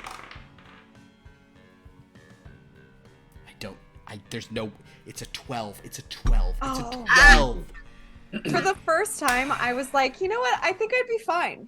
Yeah, you're like, what's been happening here is crazy. So, Giz Digiubvo, the male fish that Jiz is into. So it's a story between a male identifying ichthyocentaur and a male fish-headed merfolk marrow type creature. They both have tentacles you can't see, so there's a lot of scenes of their tentacles like coming out in important ways. But you begin to really associate with Jizz, and you're just writing as much as you can about Jizz as you're sort of, you're just, and it's like what you want to do is just, yeah, go ahead. Putting all that jizz on the page. Just get all the jizz on the page, and since these are, they're waterproof pages, so that's okay. Anyway, everyone, we are all very mature adult people, and it's not a joke, okay? This is what the ring gave us. One ring to name them all. Guys, they might need more with the number of hidden tentacles they have. Oh, boy. Well, and he's from the ocean, so he's salty jizz. He is a real salty. Is it just like a shocking? It's like you wonder if. Okay, let's move on with the plot. I want to make a pineapple juice joke so bad. Anyway, so Medina, it's there somewhere. Medina in the back. You've gotten your coffee, and the Soldier of Fortune will look at you and say, "Sorry if I'm coming on too strong. I've never felt this way before. Listen to me. Mm-hmm. That photographer you summoned, she's a version of Naomi, which means she's dangerous. Some of the others you have here are also dangerous. I have a vested interest in you not getting killed. I imagine you have one as well." Well, yeah, and we'll see how that how long that lasts on your end. So I'm not gonna let anything happen to you. For now, but No. I appreciate it. No. I swear, I will love you till the end of time. Well, The whole house sort of shakes slightly, Medina, when he says that. There's and he's just staring. Now listen to me.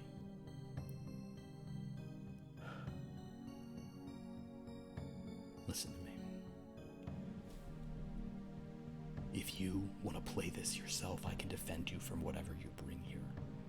But if you want me to let you know about what kinds of creatures you're inviting into this place before you summon anything else, I won't pipe in. I'll let you run this. But I know, and I'll tell you. So you ask. All you gotta do is ask. I'll tell you anything you want to know. You want to know the names of all 13 Mistwalkers? I'll tell you. You want to know who we really are? I'll tell you. what? Okay.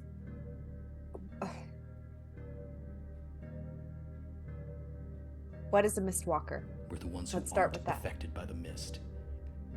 You said you were in a dreadstorm recently, right? The Mist Royal Yeah. Town. Yeah, It but made you feel fear, didn't it? Your It fears did. were brought to life. Yeah, that doesn't happen to us. We can Wait a walk minute, through it like it doesn't affect us. it didn't impact Wednesday either. That is very interesting. See, I don't think she has our blood. I think that's because she's a conjuration. I think she's of the mist. I met a woman once. She was affected by the mist, a nun. Her hand, her arm, something happened to her, and she had it in her. It was part of her. Shoot, that wasn't him. That was the Drifter. He didn't say that. Damn, that would have been cool. Never Sorry. mind. Yeah. Reverse that. Damn it, that was the Drifter. Rawlings might have told him about her. Maybe. I heard about this nun. She had mist in her hands. Okay, The well, point is- maybe that could be what the provost wants, is more mist people. Right. Yeah. Does that make Does that make you more powerful? Do these characters power some No, that makes us thing? less powerful. More people who have that benefit, the less special ours is. That's interesting.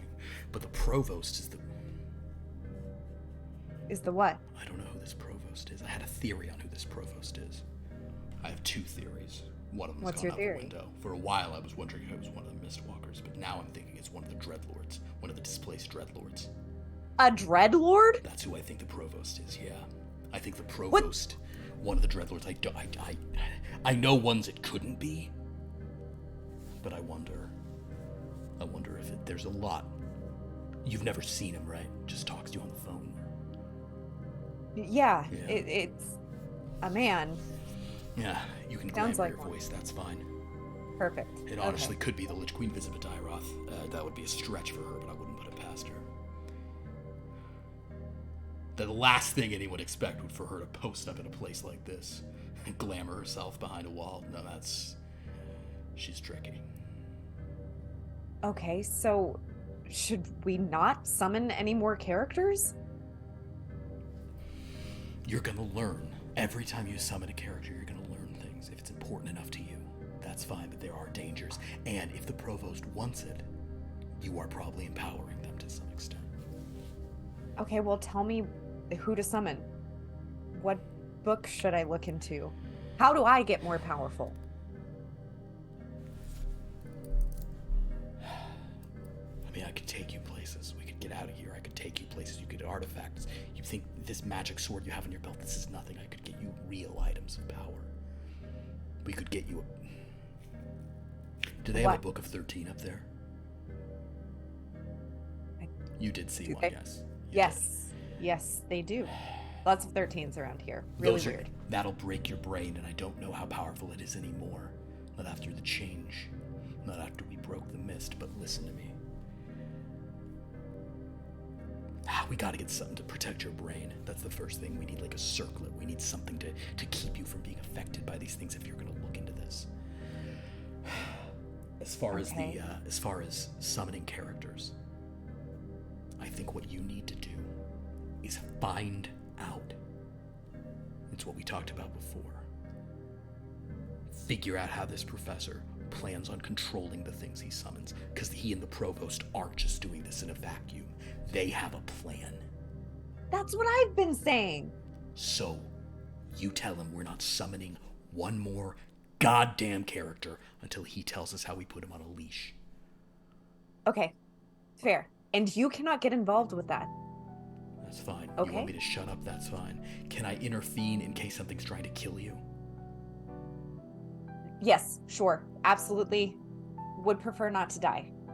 Understood, Yet. but I'll keep my mouth shut. I know you're smart. There's still a lot you don't know about this place. Obviously. Yeah. Okay, fine. Okay. God, you smell so fucking good. I don't want you saying anything like that. I think you're in maybe an hour, maybe a day, maybe a week, you're gonna think back to these things and maybe not have the best feelings about having said them. You think I'm under a love spell? I don't know. I'm immune to love spells. You can't put me Okay, under a love well, spell. you're on something. Did Wednesday? She'll like pick up the coffee cup and like, did Wednesday put anything in this? Nothing she could. You could have been poisoned. I have a pretty good constitution. Okay, well, okay. Why don't you try to find something that'll protect my brain, and I'll see if I can. You want me to leave and do that? You don't want me around. I hate. I don't know. Either way, I'm in danger. God, you're right. Okay, why don't I try to like unionize with the students, and maybe we can band together and see if we can figure out how to get control of these characters before we summon them. Fine, and I will go find something to protect your brain. That's fine. I will be back so fucking fast. Okay. I can do this quick. Well, okay, thank you. You don't mind if I kill a that. bunch of people, do you? Do what you have to do. Don't tell me about Amazing. that when you get back. Okay. Can I have a hug? Don't. No. Don't touch anything inappropriate. Okay? I don't want Don't be weird. Okay. It's not only sex with you. He just grabs you, Okay. and it's like one of those like deeply sincere hugs. As he's just pulling you in, and he just like says really quietly, like, "Oh, baby, you are everything. Oh, no. You Okay. are everything." Thank you. Thank you. Okay. He moves away. Okay.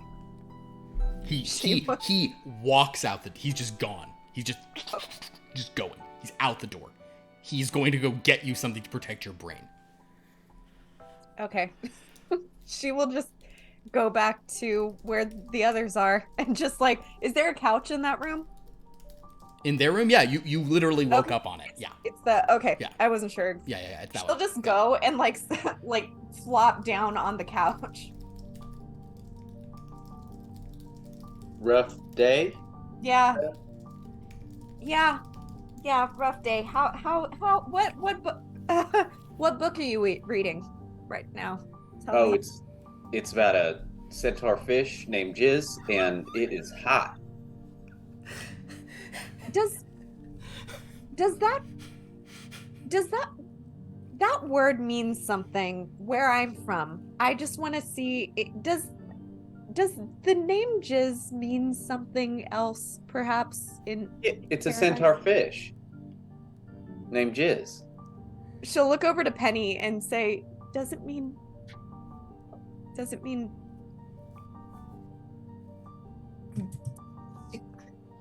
Actually, would Penny know? Yeah, you guys all. Yeah. You, Okay. You know, yeah.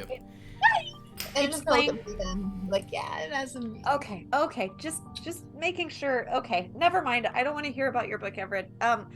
It's not but- the clinical term, you know. That's not Right. what I would say. Yeah. Okay, so Although, I'm curious if it would be like true semen, because I don't know if these creatures produce sperm. You know what? Sea It's very- centaur. yeah. Right. So is it Not a mammal seamen, or sea a centaur. Never mind. Yeah, fish? clearly.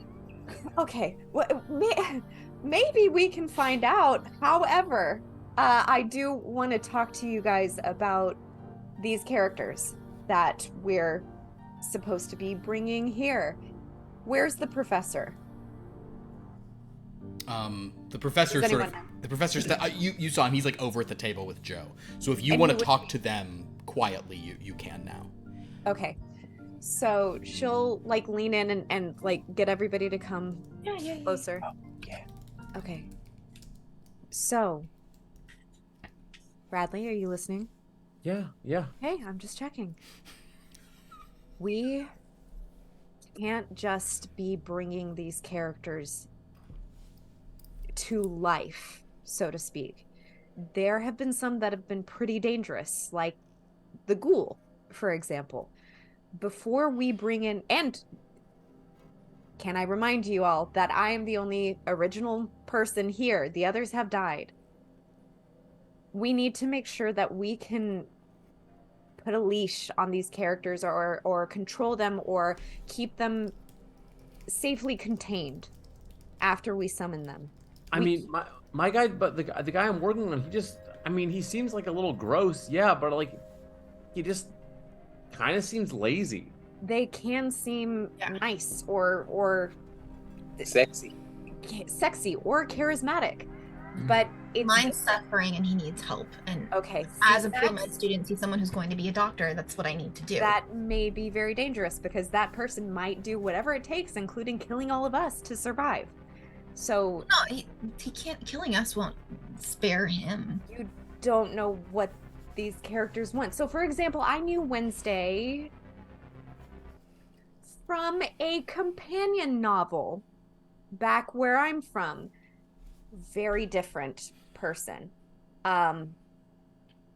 It just goes to show that the same characters that you may know and love that may be kind and nice in reality might not be kind and nice or safe here.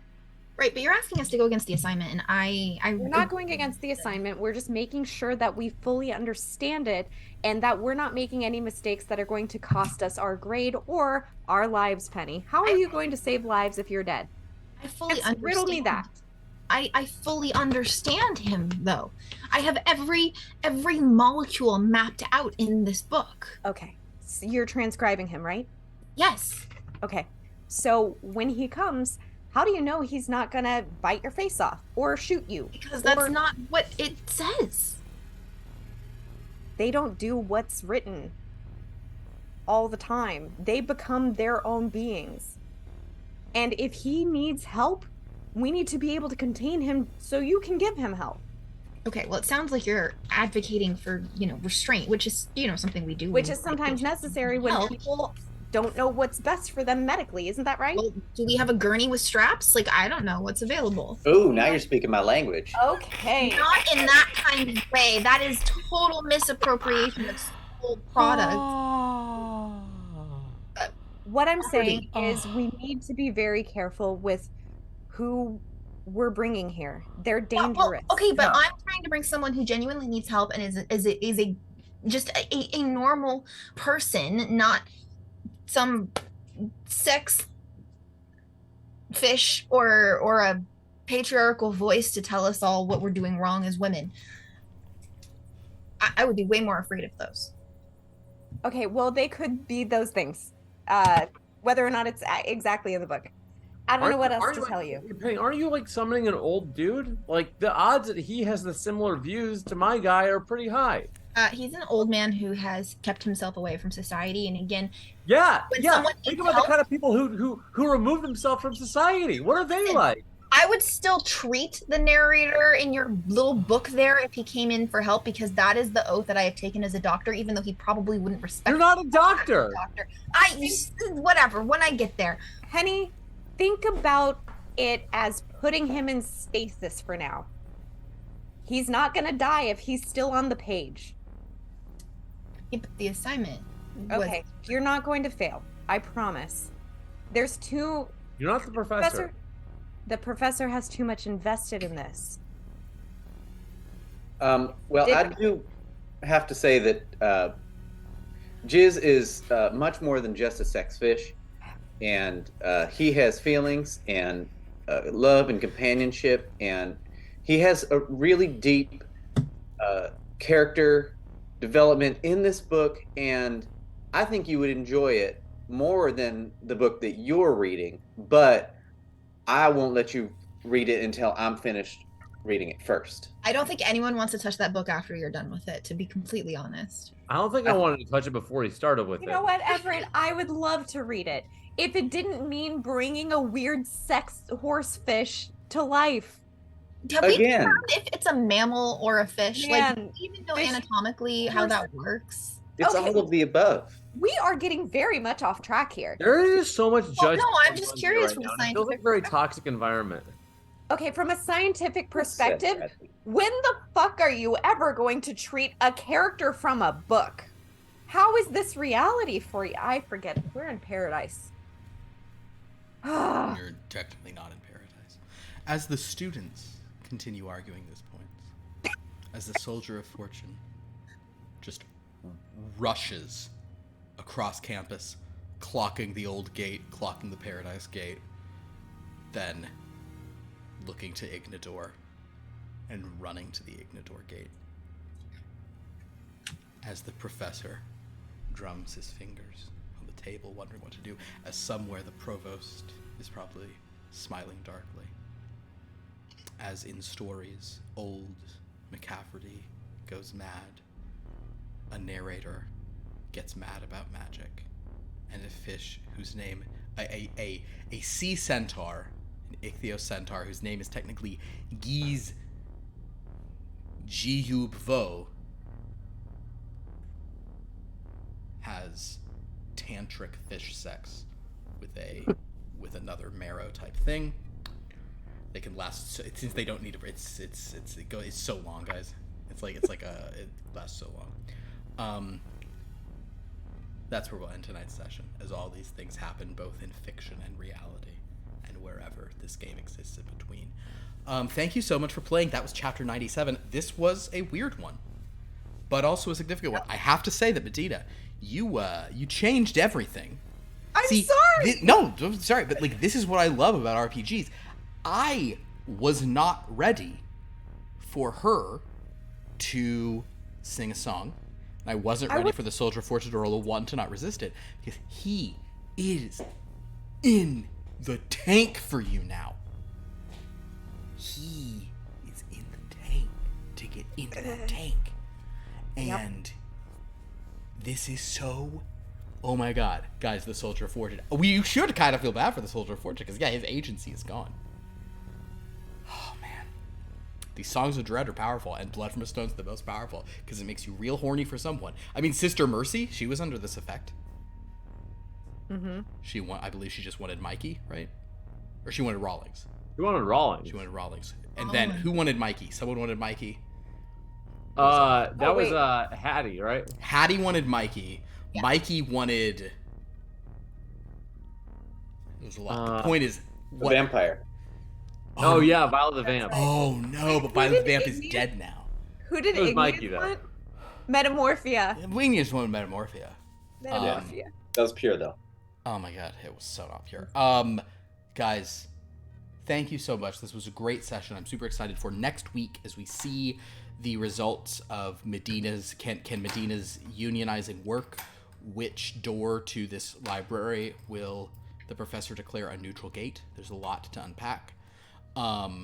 So I'm very excited to follow this up, guys. This was a really fun one. Thank you so much. I kind of do want to make it clear that the Soldier of Fortune's grossness, like, he's a gross guy who would innately do this, but this is a slightly different situation because Songs of Dread are basically the most powerful magic that exist in this Paradise Adjacent stuff. And that album, oh boy, that album's a disaster waiting to be unleashed.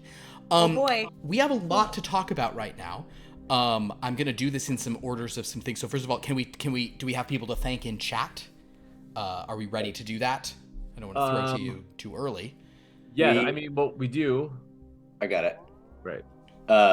So of course, Sophia was at her 13th month, which changed tonight's game in special ways. Bam. We also had a couple followers this evening. We had Cat Dog Martin and Loretta Z45 follow tonight, and then we had Rep RPG raid this evening with 8 raiders, which was awesome. Hello and welcome. And there it is. Thank you so much, everyone, for all the participation. I also want to do a shout out, which is the thing that we'll be doing sort of in a general thing, is go to our Discord. We're very active on Discord. We also have a wiki now, which is so exciting. I don't know. Liv, I'm not sure if you know about this. We have there's a Long Lost Lore wiki where we're like filling in all the characters and like games and stuff, so you can like go there and desperately need that for my own. It will be, so we're sort of, that's being built out. Sophia's kind of putting that together, so that is, I believe, I'm sure we'll put the link to it here at some point. The link will be on our socials because we have our Discord and Instagram and all that stuff. Like, we can replace the Twitter. I never post anything on Twitter anymore. But it is. I think it's long dash lore dash. Yeah, I got it here. So you can check that out, and over the coming sort of days and weeks, we will have there we go, links here as well. So yeah, you can check that out, and we're sort of, I think we're like, we now have like splash pages. She's put in splash pages for all the different series, which is really cool. So we've got a lot of fun stuff, and we'll just be building that out. I haven't even mentioned this to Sophia. Eventually, I'll even do this. I'm going to make a page for every single episode and post my recap in it. So you can just go through the recaps there, because that's a much easier way of like, and then you just click to the next one. That's kind of how they happen on lots of those things. So we'll have that eventually. It's not immediate. We also have other games on this channel, like such as, and for example, we have on Sunday, Here Be Dragons, our dragon game. On Monday, we have our second episode. Liv, I'm not even sure you've heard about this yet. We have our second episode of Third Time's the Charm, our sitcom game. Last week's game was really stupid and dumb, and yes, it does have a laugh track. Please join us for that. Those are really fun.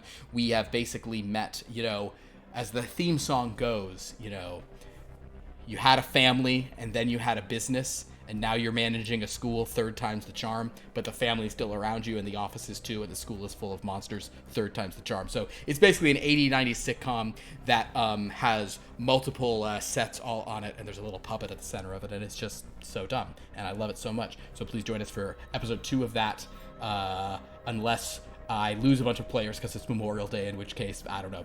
That won't be on Monday, but it'll be on Mondays all summer, so check that out. On Tuesday, we are back with Gray in the Dark, which is entering a very interesting phase. Somebody nearly fully died. We had somebody with 2 death fails last week. I thought he was gone, or it was bad news. And then a week from tonight, we'll be back with this. And then on some other weeks, we'll have some Star Warses on Sundays or some other top flight superhero games on Wednesdays. So yeah, we've got a lot of really fun options for that stuff. Lauren, should people talk about their channels first? Yes. So anybody want to talk about channels they post stuff on, or any things they do? Yeah. I actually have something to talk about, but it's not a channel. Okay. So one of my followers on Twitter has a sick cat and is trying to raise money for that and some home stuff that needed to be repaired urgently. And so they're raising money, and actually what they're doing is an artist named Zach Finfrock is willing to do custom art for anyone who donates any amount. And this is someone who does a lot of D&D art, so you can get a D&D character. Oh, that's very cool. On if you like it, and there's no minimum. So I'll send you that info so we can put it in the Discord, so that way if anyone who follows us is interested, they're like $500 away from their goal. So very cool. Zane, Dan, anybody?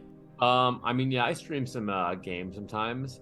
Sometimes it's Golden Sun. Haven't done that in it. On Wednesday, I already mentioned this on Wednesday, but because some of y'all weren't here on Wednesday, I did take a draft deck too, the Promised Land going 7-0. It was great. It slapped. It was one of the most fun draft decks I've ever put together. And you know what? Then did I draft a deck and immediately go 0-3? Yes, but it's the point is it's the journey. That was cosmically necessary for that to happen, which sucks. Yeah. I would have been too powerful if I just ended 7-0. So I get it. Yeah, but I do that sometimes. So I don't know when. Very cool. Zane?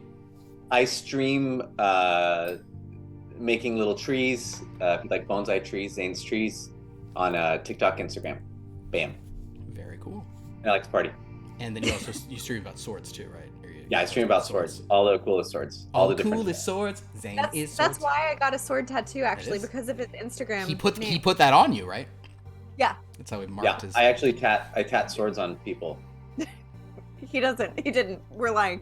I tat swords on But he does do the little trees on Zane's trees. I stream on my what are we on? Twitch channel, Scary Games, that I'm not good at, but the chat helps me and it's a good time. Sophia's there very often. We're doing Garten of Ban number 2. We're gonna move on to 3, and who knows from there. But it's a lot of fun. I'm not good at games, but it's fun to for all of us to work through it together. Wonderful. And that is the Rose Explodes? That is the Rose Explodes. That Wonderful. is me. So the Rose Explodes, Steinbergler. I'm trying to convince her to get the Golem game and stream it for people, so that way other people. I do, now that I realize as a joke doing it, that would be pretty fun. I might. I'm considering that. It's for fun. We'll consider it. You all should go Venmo her or something. Donate money. Donate money so she buys what is considered the worst game of. Yeah. I'd play it. Well, very good. Well, I think we have one more announcement. We do. We have today. a huge announcement. A huge announcement. Well, this has been like a year coming. So, I don't know what you're as you all about. know, we've been mentioning wanting to get all of the stuff up on YouTube, and that's been a process. I am happy to announce that tonight we've got our completed campaigns up on our YouTube channel, in addition to the first 13 episodes of this very show, Blood from a Stone. So if you want to go back to the genesis of all of this and you want to start from the beginning, it's up on the YouTube channel. This week I'll be releasing 13 episodes every day. Which means by next week it'll be ready to go with all of the episodes caught up. So those are up right now if y'all want to check them out. I will say, can somebody post the link in the Discord? Sure. Let me see if I can. Or wait, actually, find... do I have it? Is oh, it just... actually, that is the what I just posted is the playlist for Blood from a Stone. So there it is. Follow the channel. Because is it not? What is the? Is it not / long lost lore? What is the? It is, but that's the playlist itself, not the actual channel. Like, Right, but going right to the channel would probably just be a more clean link. yeah, can we just link to the full YouTube channel? We can. Because do we know what that is here? I can't click it because everyone will then hear it if I do it, but also... So... I got it. So it's /@ long lost lore. It's not / long lost lore. Oh, okay. Well, we got long lost lore. That is, hey, it's / long lost lore. That's fine. Very good. But yeah, first 13 episodes are up. If you want to watch the other ones, they will be up throughout the week, and we are working on posting the other ones as well. Possibly by next week, we will have literally everything on the channel. And it was like over 300 videos that we're dealing with right now. So they are coming. They're going to be fully uploaded. Really a lot of shows on this channel, guys. Yeah. So right now, just to give the full list, you can watch Blue Moon, which is 4 episodes. You can watch Wellness Beyond the Witchlight, which is 13. Hey, Liv, you were in that. And you can watch Murder by Murder, which is 13. And you can also watch Star Trek. Oh, and you can watch all our noteworthy episodes as well. Those are there, which we'll do more of those at some point. But that's a very intermittent campaign. So those are all available now. Yeah. I do want to say, if you are, let's say, looking at Long Lost Academia and you're wondering about a character, you can actually like Control F the characters in the recaps for, let's say, Blood from a Stone or Witchlight or whatever you want. And you'll be able to find which episode those characters were in. So, and we'll work on streamlining that, but it's going to be so helpful if you're like, hey, who's this character? Now you can go watch the episode. Yeah, I think, and if we get the wiki up, we'll have the stuff where, we'll try to have it. So characters, their appearances are all listed, all that fun stuff. So yeah, it's a long process, but we'll get there eventually. But very cool. So thank you so much, Lauren, for getting that process, that immense process started. And we got a bunch of things posted. Very cool. So yeah, check those out. Great. Yeah, and if you haven't watched the beginning of Blood from a Stone, go watch episode 0 up of Blood from a Stone. Is the character creation on there? I'm not sure which one's right. Yeah, that one's it's interesting to see. That's like very early stream, and then you'll see oh boy, those were a long time ago. Well. Very exciting stuff. Thank you all so much for watching. Thank you all so much for playing. This was a very big night. Poor Soldier of Fortune. He can't catch a break. And I want my guy to be okay. Well, with Medina. Good luck. But it's really good stuff. Thank you all so much for watching. This has been great. We will see you next time. Until then, have a dreadful night.